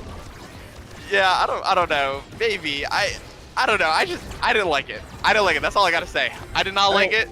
Fair enough. And Julak not liking that they are low on health. That card nearly killed him. Sero said, no, not you. I want it. Give me that kill. And they do get it. They get that next, they're getting a little bit more of that prize fighter stacked up. Flip goes out. Yin Kirby playing the margins, almost dead themselves. They have been kind of rotated in and out. Saved by the portal is Yin Kirby. Barely. Sero not looking where he's swinging. There he goes. Cleans it up. And we have a power play on the side of freaking Esports. Big finish comes out. There goes the Beelzebub. And Julak trying to save it, doing everything they can on Death's Door. Practical ace, like dirty ace, easy. Yeah, dirty ace. Yeah, that's exactly the word for it. And more importantly, on top of that, that's a fully stacked prize fighter for Sero here. Going to be able to dish out even more damage than just we saw in the previous play. And if they're playing a cleanup crew at the end of that point, I think they got the entire sanitation team coming out potentially here. There's going to be so much damage, and that's going to be backed up by the twin drive Finite too. Sero potentially here, just able to do just 18 brilliant bajillion more billion damage, but that assumes that he doesn't get jumped himself, which, hey, you're Zentaro, it's a big world out there. Yeah, like, this is still, like, he got a very nice sword, but he's still a little boy. He can't draw that sword. He gets bopped just like anybody else. But right now, it is Julak and Yin Kirby that are getting bopped yet again. They do not want Yin Kirby to play this game, but it does not seem to matter. They were pushing it really hard there. Where Koyo, alas, big finish, barrier. Pillar does manage to save it, and a very sick, that was the sickest glitch pop from freaking Chris. Manages to get it past Beelzebub for the second point, and set point for freaking Esports. Andy with a full stick of butter. Sero not looking too bad themselves. Freaking Chris, they've all got it going pretty soon. There goes one. Turret goes out. Barrier goes. Oh, triple banish! Oh, yep, seems like triple banish. Get them free, get that barrier, get that score. Yes, sir. Yeah, that was awesome. It's just, that was freaking awesome, even though it was the other team. Just a triple banish from Julak, Yin Kirby getting it in just an absolutely unsavable spot, and that, I don't think I've seen a point steal that hard in a while. Really felt like the tempo swung in just like a second. Yeah, and they trying to ride that momentum. Yin Kirby again fighting 3-on-1 and sort of winning. Julak coming in for the quick backup. Yin Kirby failed their life. Beelzebub stepped up real forward, blew their flip for reasons unknown to man nor beast. Sero with the kill to take advantage. It is one lone demon. Never mind. Big Mama's back. He's back, and hey, that's the one brawler that you really can play in the net, even though some goalies, NASA might beg to differ here. That means that the Timeless Pillar is going to be here. Another one as well. It's going to make the offense so hard, but the flip comes through. Nothing to be found though. Strike for a win though by the forwards of freaking Esports. Now an open net. No, the evasive is there, but the Mako isn't. Slice and dice, basically a guarantee on that goal right there. A big set win on this close set number 3. Sero going to be MVP here, and we'll see if he gets complete. No third spark, unfortunately. No third spark, but we got a good few options here. 1-2 punch, glass cannon, heck, stacks on stacks if you're feeling frosty. 1-2 punch it is. So, honestly, that is a very, very dangerous little boy with a very, very dangerous sword. Yeah, a lot of damage, 1-2 punch, a lot of cooldown, and the prize fighter. So a lot of ways to stop regeneration here, and that potentially means that all members maybe save. No, really just all members. I think once you get that recovery drone on Ian Kirby, still can just be taken off the map. There is enough damage on this Cannon Bite Breakers team. We saw it a little bit before. We saw some hints of that in the previous set. But the Sanitation team can come out at any moment, especially if things get clumped like that, where the AoE of the Fini, the AoE of the Zentaro can do a lot. Woo! Whoops, there goes another rubber tree. Yeah, I don't know that song. Y'all too young for that. Anyway, we are moving on. There is a barrier down on the side of freaking esports, but that is a goal open on the side of Koyo. They have to figure out something in order to like stop this horrible, like this absolute damage that's coming out of this Bite Breaker squadron. There goes another barrier, however. They have to fight like their lives don't matter. They have to push all they can, and they are. They did manage to get the goal open. Julak, with that attempted score at the flip, though, was ready and waiting. Oh. Flip stopped by Beelzebub. Very nice as freaking esports continues the attack. But it is Koyo that is managing to defend. Yeah, Koyo, good defense there, but it's not out of the woods just quite yet. I think one more opportunity there, and that's all Sarah needs. A really smart heads-up pass from Chris through the portal, I think, there. Getting the 50-50 over to his Brawler. Good use of the Gates portal, which, to be fair, I haven't seen anything too crazy come out yet. And with both teams getting kind of adjusted to the map, I think that we can see some potential very clever plays coming through. But as of right now, it's just damage. Julak going to be taken out of the play there through stagger. One goalie barrier going to go down. Andy going to get the core up yet again. Still a second Fini secondary here potentially coming through. Banish tries to catch out Andy, but not going to hit, unfortunately, as the core does get through. The jump and base here as well coming out, but it's going to be right now a freaking esports offense. They're going to take that second goalie barrier. Beelzebub now in a 1v1 and now a 2v2. But Yin Kirby here on the Asher there to fully defend. Good portal rotation as well. Double barrier play for the Brawler of Koyo, but it's still going to be a 1v1. Beelzebub able to clear it out here with a secondary, but Sero snipes it out. Takes it right from Julak's hands, gets that point. We're on game point now for game number 1 in favor of freaking esports. Very nice, very heads-up play on the side of Sero. And yeah, it is freaking esports that stand to take this one. Freaking Chris with a full stick of butter, though it is Koyo with the first barrier for this one. They are going to be fighting like their lives depend on it. Now Sero has the game on the line here potentially. Freaking Chris trying to do some portal plays, but the four is just going to go around him. Flip's going to be whipped as well. Potentially disastrous offense now coming out from freaking esports. Not going to take a single goalie barrier. 2 Flips going to be gone, but a KO not actually found here on a Julak. So this is a very big opportunity. Andy with a move speed able to get there in time, wins the strike war. The Soren angle is a little crazy, but it is going to be saved there against the strikes of Julak. And Kirby another opportunity. The barrier being comes through, not able to find it though.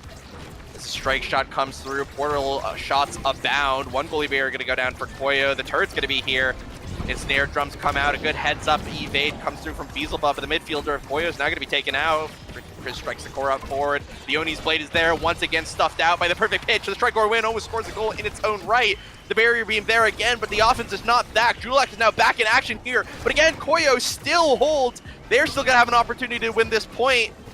But now they have to deal with the flip of freaking Chris. Good play here from Yin Kirby, but it's all for naught. The flip from from freaking Chris is there. It's through the portal. The 1v1 not going to be found for Yin Kirby. Freaking Chris with possession as the snare drums come through. Andy able to get it cleared out. It's once again going to be in the hands of Koyo. Beelzebub has to defend. A good strike keeps it clear as the power play of Koyo now continues. 7 seconds until Julak gets back up. Freaking Chris with a core yet again. The glitch pop is there. The flip from Sarah. It just needs to get into his hands one more time, and the hit stun's going to take care of the rest. But that opportunity does not rise up yet. The bandage is going to be here, but no, the dreaded 1v1 is here. The flip comes out. Flip from Beelzebub whiffs, and the cyber swipe, or the glitch pop from freaking Chris. Got to give Beelzebub the hit stun. He's not going to be able to do anything, and that's going to be freaking esports taking out game number 1 here. They're going to be the ones moving potentially on to grand finals here in game number 2, and they're going to be in a prime position here coming into IME's application. That was fantastic from friggin' esports. They did manage to kind of bait out pretty much everything. You saw that, and I do want to say this: that whole first game, you noticed that freaking esports constantly forced Koyo to bunch up, and they just said mag dump on them, just pump everything into them, and it worked so much they couldn't get their people on, and they couldn't get their people active for large swaths of the game, couldn't have their full team ready, and they took advantage of that to either like get barriers or get goals, and that was just like the damage was brutal and very well calculated, let's say that. So it is on Koyo to figure out how to respond to this, because yeah, if you let them get away with this again, that is, I mean, that's not a good sign. You gotta figure out how to answer this, whether it's by like picking different characters or yourself, or banning out a member of this like Bite Breakers team or something. Figure out something, because that was a bit nasty. That was too coordinated to just let lie. 100% agree with you. I think the statistics spell the exact same story. You add Beelzebub and Julax damage together, and it's actually beaten by every single member of Frigate Esports individually, right? So each member of Frigate Esports doing 2 people's worth of damage in one there, and that's 100k, right, of damage going over to the side of Koyo. That's 11 KOs just on Cero alone, right? And so, like you mentioned, you got to ban out, you potentially need to ban out one of these, because especially if it's another start that favors damage, you don't want to be giving freaking esports this, because this is, it does seem like it seems to be their kind of their niche here, their specialty in the North American Strikers League training grounds. It feels like they're going to be able to play, and you don't want to run into that again on your second game. Yeah, no, so that's gonna be the question for the rest of this one. See, like, okay, what do you do? How do you handle this? How do you solve this problem? Yeah, and honestly, it's going to depend a little bit on the Awakenings, right? Because I feel like it's a bit interesting too, because we do have kind of like something that we don't see a lot today, which is like kind of a perma respect ban.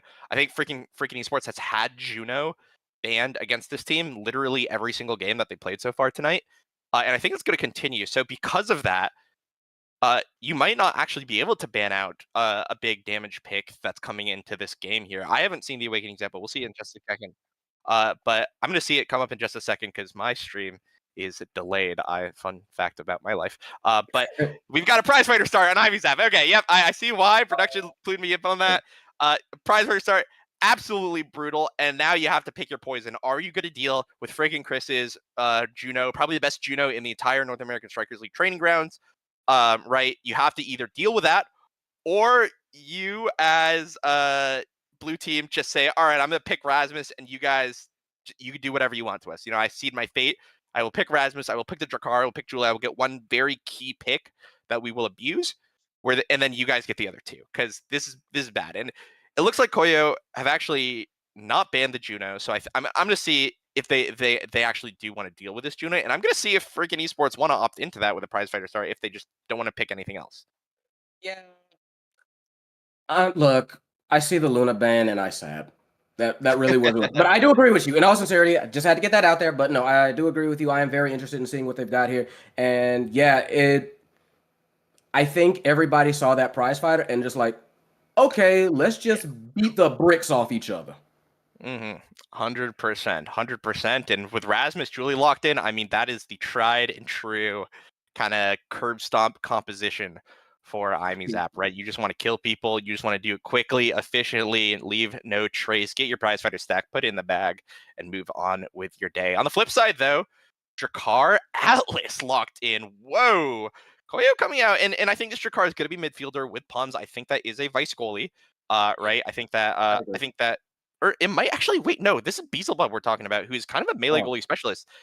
This might be a vice midfield Drakkar brawler with an Atlas goalie, because I don't think Beelzebub plays vice. I could be wrong.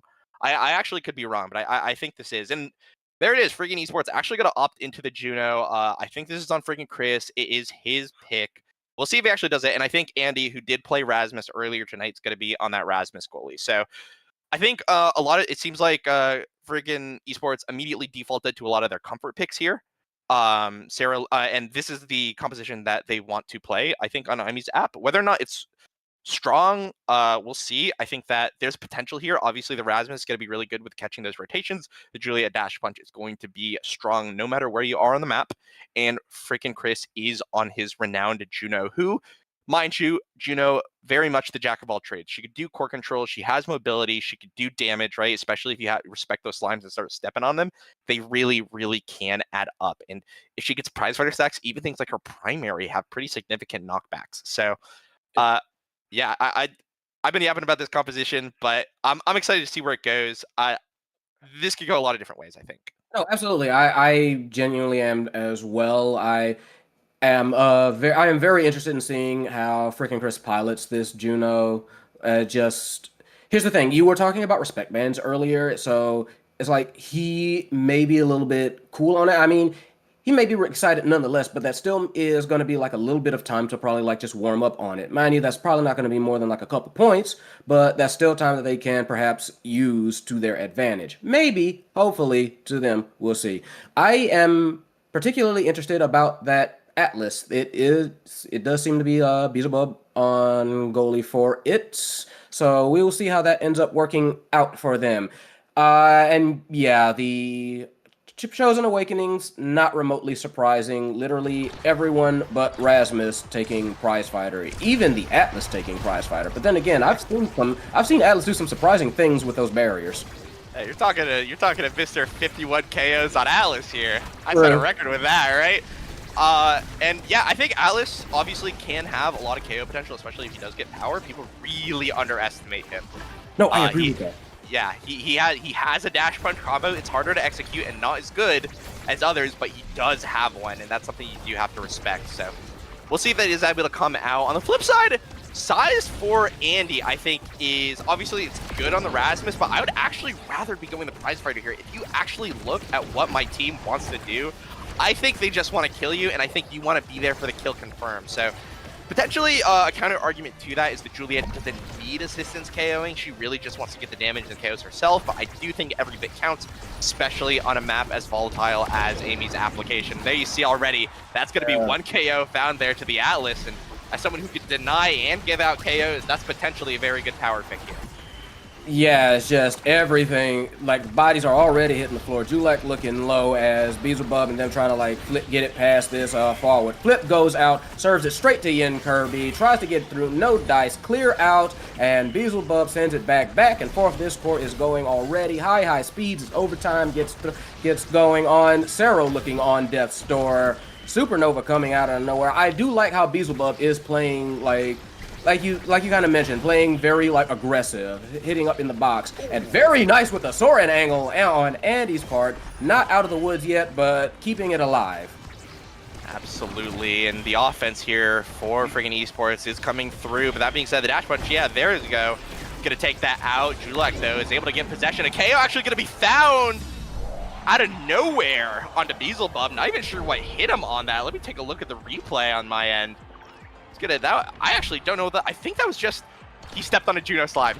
He stepped on a Juno slime and died to it. I mean, this Juno character does it all. I mean, she has to be the best character to one trick. She's like never bad in a composition, I swear. And I call those slimes mines for a reason. Those things hurt and can hurt badly. Yeah, absolutely. Yeah, especially with that prize fighter now, 2 of them.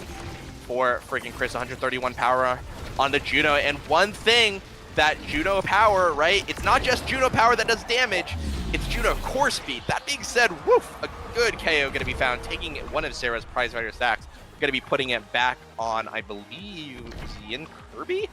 And that's gonna be, yeah, his prize fighter stack back. So a little bit of an advantage still in the count. Actually, a dead even count here. Andy does not have one himself. Would have had one there, but didn't get it. Yeah, and Andy just going fishing, throw that bait out, catch a body, and catch a barrier. It is freaking esports that is on the attack right now. Julek just coming back. Freaking Chris trying to keep it up forward. Sarah has to retreat from the path, but hey, it's Juno. Juno has slime. Juno has partners. Juno can body you all by herself. Don't worry, it's all good. Truth, and that was really unfortunate. It really felt like Yin Kirby Julek not on the same page, because that play was only enabled because of a miss pass. So I'm wondering, Nerves setting in a little bit here as you're going to be down a game here in winners finals of playoffs. Again, these players have been playing for basically 4 months at this point on this team, so a lot of investment here, and a lot of teams here trying to take it all. Beelzebub again, 2 prize fighter stacks on the Atlas again. Gonna unfortunately not gonna be able to find the clear angle. Ooh, Andy saw the vision, unfortunately. Needs a little bit of his glasses taken out here, but gonna potentially be able to save this. Yeah, good clear downward there. Gets it out of the hands of Julek and Yin Kirby. Clear gonna be found top side. Sarah, possession of the core. The Supernova, though, almost sets it up perfectly for Yin Kirby. 50-50 potentially here.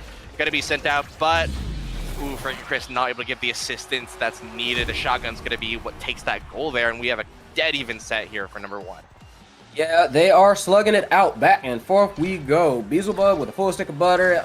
Frickin' Chris frickin' Esports, excuse me, looking a little bit dry, but that is not going to be a finalizer by any means. Though that early goal and that early punch just make you go squish against the wall, does that girl, and there we go. Beelzebub trying to clear it out, no dice. Cero just rocking and rolling on this Juliet. Yeah. Ooh, a snipe though. The power cord gonna find it. Oh, this is an opportunity for a goal, but Yin Kirby not able to find it. Gonna be yanked out of position at the last second. Beelzebub playing aggressively though, sets up the brawler again, and Yin Kirby only needs 2 tries. Gonna send it in right then. There, set number 1 now going in the favor of Koyo. Yeah, very nice on their part. Atlas with the MVP. I do love this man's theme. But yeah, like you said, Atlas, he can provide a surprisingly large threat volume. I just think that people sleep on him too much because they think like, oh, he's just goalie. Nah, this man will squish you against the wall. He will slam you. He will hockey check you. And with that Monumentalist, it's only going to hurt even more.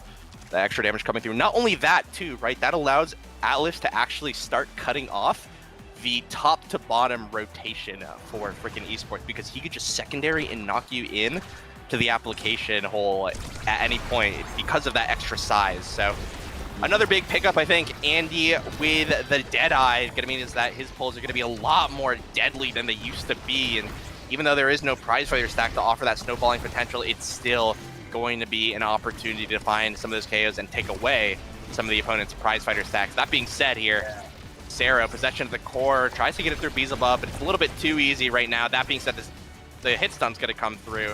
Up to Yin Kirby, though, wins the 1v1 a little bit nonchalantly there. Going to just send it right there to the top side of the map.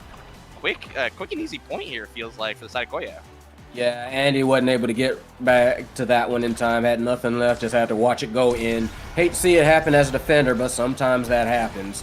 In the meantime, we set off with this next point. Freaking Esports trying to do their best, want to tie this one up, pull ahead. Lop getting pulled out in that bottom left corner. Flip goes out, quickly stuffed by Cero, but might pay for that with their life. Everything flying at Cero, managing to survive though. Yin Kirby, quick dash said, nope, you do not escape me. Shotgun to the head, there she goes. But it is now Koyo on the offense. Nice flip, nice stare down, just watch it. What are you doing, he says. And apparently what they are doing is getting that barrier out.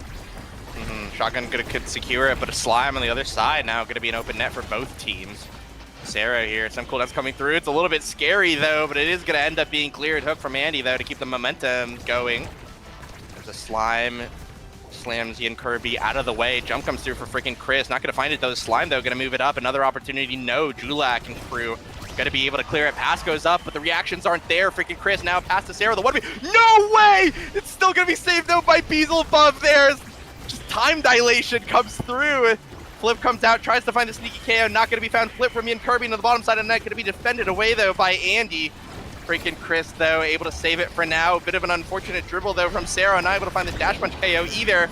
Shotgun now going to send the brawler of Koyo in to the grave. Andy with a clear top side, but the pass comes through for Yin Kirby. 50-50 going to be won here by Andy. Another cooldown. No, the pendulum swing just barely not going to come out in time, and that is a second point. That Atlas secondary gave me a heart attack. That was messed up. That was messed That up. did things to my body that are not PG, but we gonna continue on. That was a wild one. Let's keep it rocking and rolling. Beautiful stuff, though. Beelzebub did manage to save it, and they are looking to press forward with that. Although Andy with that, almost did some epic saving there. Not quite, though. Freaking Chris quickly with that contesting. With that aerials, Juno can fly very high, but not all the time. Getting Kirby ready to get that in. Whiplash not on time. They take that third one, and that's set surprisingly quick. Draft coming in, and Yin Kirby as the MVP, 4 stacks on that prize fighter. What are we gonna look at? I'm seeing an explosive entrance, maybe a heavy impact if they're feeling fresh, and yep, there it goes, feeling it. Cause like you could have tried to risk it and trying to like maybe keep it for Julak for that thing, but I wouldn't have risked it either. Ooh, bit of an interesting situation here. Yeah, calling Sero out, it says, hey, you're not going to take this Dash Awakening on Julia. I'm going to just take the Spark of Strength, and I'm going to race you for Sparks later on. So I think that's actually a pretty smart pick, especially if you're not confident that you're going to be winning this third set here. It's going to deny some of that potential scaling that could come through for Sero. Just kind of giving yourself a little bit of an insurance policy, even though you do lose some of that immediate power. That being said, KO going to be found here on a Yin Kirby, a potential opportunity here. Freaking Chris, no cooldowns, unfortunately, crutched that core, so Andy forced to play a little bit of catch-up here. Strike comes through, defended by Julak. Pass goes down, Sarah, though, not able to react to it in time as Andy now sends it through. No, freaking Chris misses the jump. Strike, unfortunate. This might cost the side of freaking esports dearly. Yin Kirby keeping the core up against 2 members of freaking esports right now. Julak gonna buy some time here. The Supernova comes out. Andy, though, able to react to that in time. It's freaking Chris, a good self-pass with a slime. Gets it cleared up top. Oh no, actually intercepted by Yin Kirby, who now takes the barrier down. Dribble play comes through, and it's pixel perfect. Strike comes through there for Sero. 1 point on the board here for freaking esports. Absolutely beautiful there. Just the beautiful timing. Sero managed that. And you said that about getting a bit of an insurance policy on the side of, I believe, Julak. Sero, on the other hand, high risk, high reward, because if they do win it, then they do absolutely get a chance to scale that and share that scaling now. And they would benefit greatly from it. They are down 2 sets. That is a lot of scaling that can come in and a big swing that can happen. And with fishing like that, they might just manage it. I suddenly started getting southern in here. I don't know why. Probably because fishing. Yeah. Flip tries to get it in there. Got another one for insurance as Julak comes back. They are keeping it in that top left corner. Supernova comes out. Not able to do anything. Flip, I believe that was attempted a cheeky kill. Sero trying to stay up for their life. Nope, life is expended. They will take that. And it is a 2-man defense while Koyo does their best to do something with this power play. Freaking Chris, though, here with a 1v1. Unfortunately, a bit of an overzealous dribble. Gonna lose them possession, but they're gonna get it given right back by their goalie. Strike shotgun, though, sends it through here in overtime. Pass down to Julak, gets sent through. No dice on that. Strike from Sarah. I feel like we've seen that shot before, but at this time, Beelzebub's gonna be the one calling it out. Has a flip to work with as well. Good primary here from Julak. Stops himself right at the right moment to not get dash punched. Yin Kirby now playing in a 2v1 situation. Julak, good strike war win, but it's going to be a 1v1 situation here. The core's going to get sent up. Andy not there in time, but freaking Chris going to be able to rotate it back. A little bit of a scary play here, though. Strike comes through. Julak not able to get the second one, though. As a flame flurry from Sarah gives potentially a little bit of time for Andy and freaking Chris to recover here.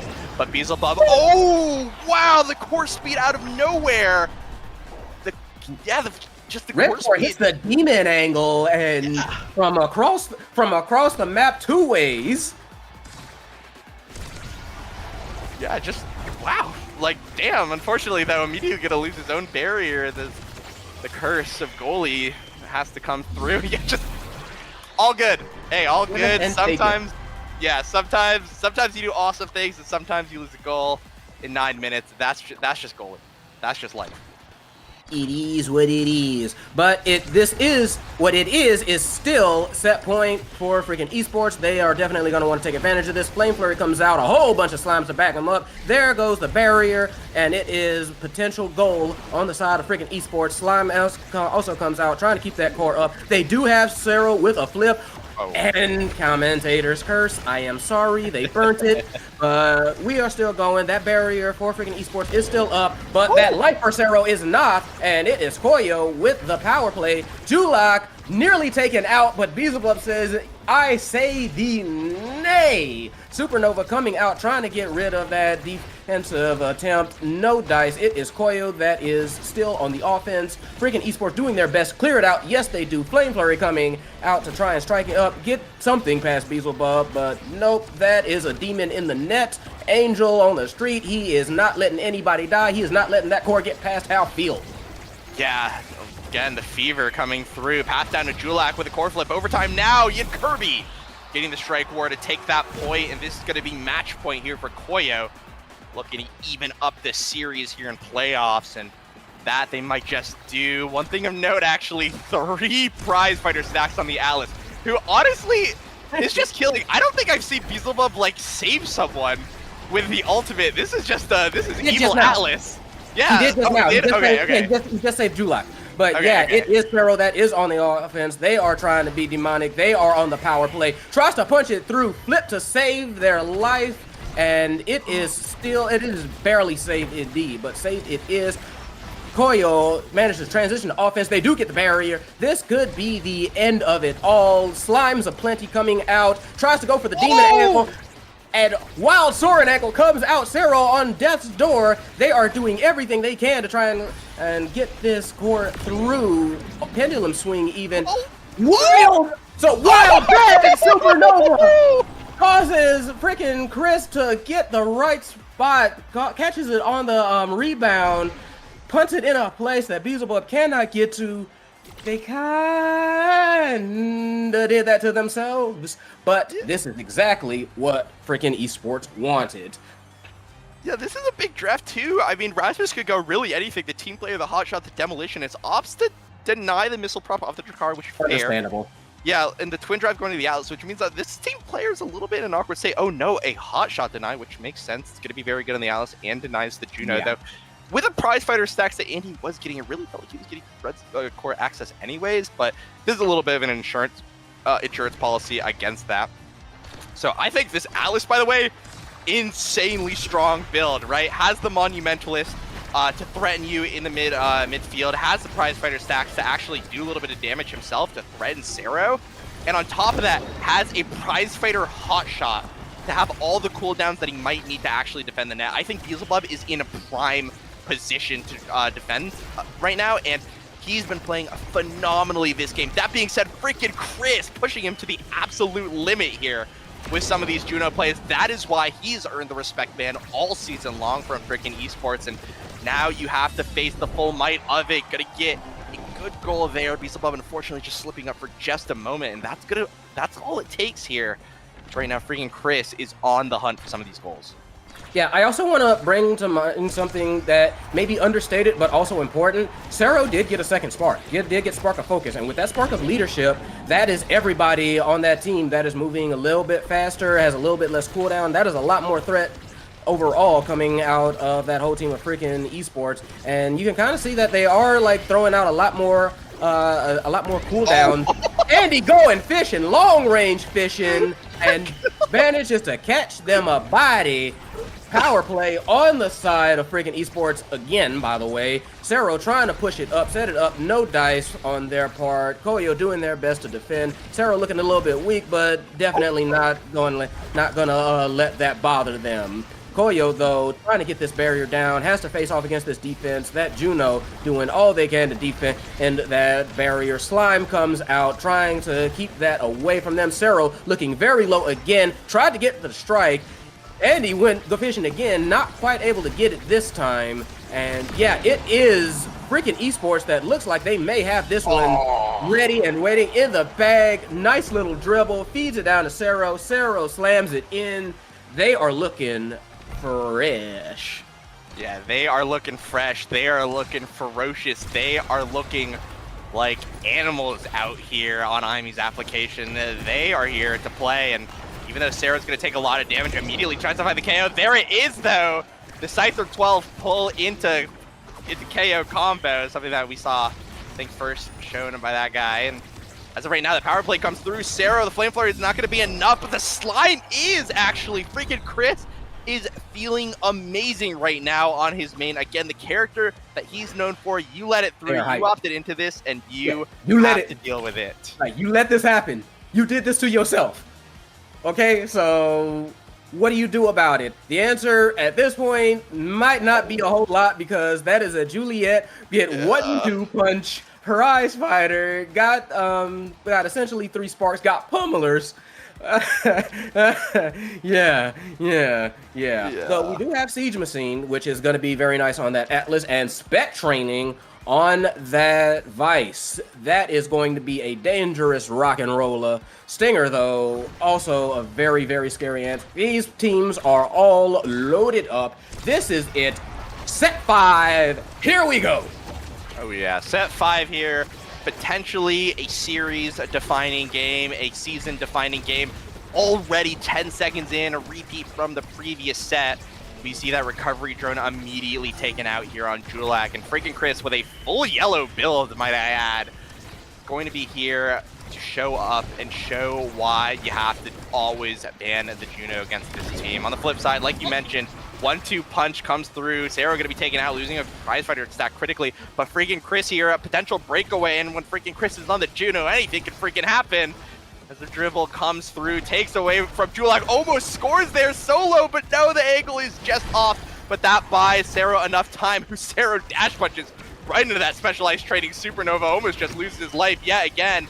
Beelzebub now on the defense here. The pull's going to be through. It's Beelzebub all the way on the other side of the map, but not going to find a KO. The jump's going to be there. The strike force not, though. Andy here with a flip, looking to play offensively here as we enter overtime. Sarah now has to defend his life. No, that's a strike. That's a shotgun from this very, very deadly Drakkar, but the deadly Drakkar is going to be dead himself, taken off the map.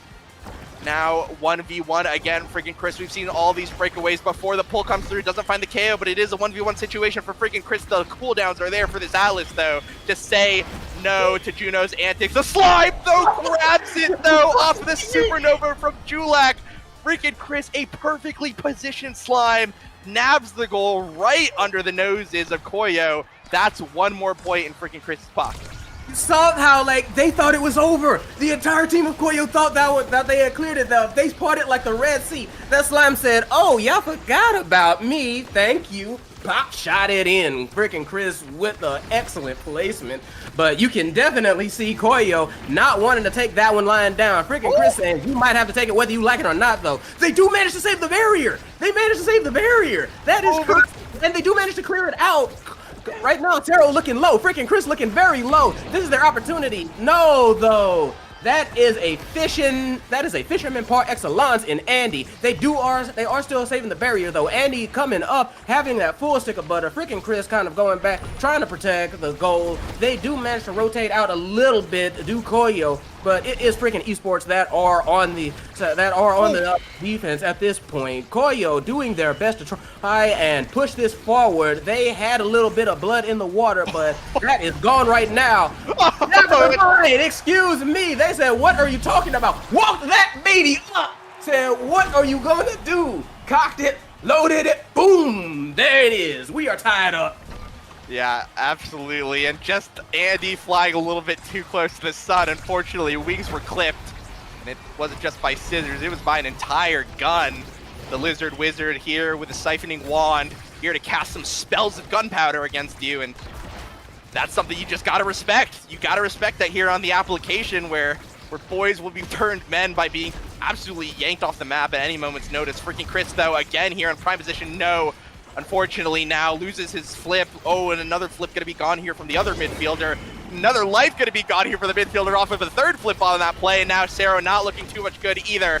Yin Kirby gonna be looking for the KO. A defensive flame flurry comes through, but it's not gonna be enough here. The pull comes through for Andy, finds the KO, or doesn't find the KO, and now it's just too easy for Yin Kirby to sink it in. Koyo stay alive. They are 1 point from sending us to a game number 3. They said, no. We are not going out. We are not going out like that. We are not going outside. So they are locked in. Yin Kirby, particular, locked and loaded. Got the full mag up at this point, ready to go. That Sero, realizing that too, went for the quick cheeky kill. Managed to survive it though. Very nice on the side of Yin Kirby. Did manage to survive it, getting that barrier. In fact, Beelzebub with the save. Sarah with the kill. Knocks the block off. Andy with the fish says, no guns here. Not today. We are banned. They are dancing around Beelzebub. Not sure what to do. Going north, going south. Where is it going? It's going in the goal. It's a huge swing for freaking esports. They have the energy advantage. Andy feels confident. It's set 5.5 freaking esports playing for their spot in grand finals. On the flip side, Koyo just looking for an opportunity to stay alive here. Is Andy now gonna have the pressure on him, loses the barrier, but still keeps his flip. This is looking bad all of a sudden. Sarah, though, is able to keep it alive. Sarah, though, at full stick of butter, flip comes out, 2 flips. They are nervous. They are maybe a little bit depressed, but they are still surviving. Freaking Chris trying and lead by example, gets the barrier. Flip comes out too early from Sarah. Burns it, and it is gone. They are trying their best to make up for it, though. Sarah comes out, Flame Flurry, kills and knocks it in. Sarah, I believe, with that last one. No, freaking Chris, excuse me. Sarah with the guarantee, freaking Chris with the finale. And that is freaking esports punching their ticket on. Yeah, freaking esports off the back of its namesake there. Freaking Chris on his signature Juno. Playoffs on the line. Sends in a phenomenal 7+3 goal performance on this Juno. 227 redirects, the most in the game. And this is a respect ban. It feels like a relic of the past, but it is still here in full display. You have to respect this man's Juno, and if you take it off for 1 second, freaking Chris is here to freaking play, and that's going to be freaking esports punching their ticket over to grand finals here off of a phenomenal midfielder performance. That was incredible. That was fantastic. I need a breather, but that is what you were in for. This was some very good Omega Strikers, ladies, germs. We are what if this is not grand finals, this is winter finals. Imagine what grand finals are going to be like. Just let that percolate in your head for a minute. Yeah, absolutely. We have so much more ahead of us. That's going to be it for today, though. We saw a phenomenal performance here from freaking esports here as seed number 3. They're going to be the unexpected entrance here into the grand finals of the North American Strikers Training Ground Playoffs. And hey, guys, this is it. We are at the end of the season. It's been a long one. It has been a close one here in all the leagues. And this is just the taste of what's to come. This is just the beginning of everything great that we have here in the postseason. And if you want to see that, just stay tuned. We'll have more of that coming up here just at the end of the week. But for now, congratulations, freaking esports. Congratulations, freaking Chris. I think undisputed MVP off of the performance of that game. And any parting thoughts here on the any parting thoughts here on this series, B Flair? No, just amazing. I am wordless. Cinema. So looking forward to seeing you guys out there in the air for grand finals. It's gonna be great. Yeah, it's gonna be great. We'll catch you guys around though. That is it for Omega Strikers tonight, but we've got more on the horizon. Stay tuned. I got to work on that newsletter to show you guys. And again, congratulations to freaking esports, but we'll catch you guys around.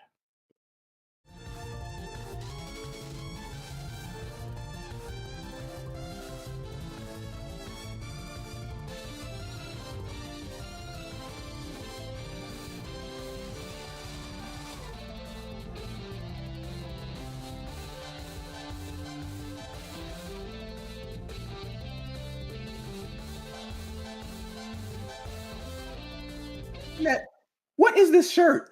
It's an anime shirt, bro. I don't know. I know it's an anime shirt, but like, what is the anime? I can't see nothing on this. It's not. It's an original character. It's fucking. This is it was an OC from like a fucking local artist that I bought from, and I liked it. So sick. Yeah. Oh wait, am I? Yes. I'm live. Hi guys. On there. Yeah, this shirt's awesome. It's okay. Bye. Right. Yeah.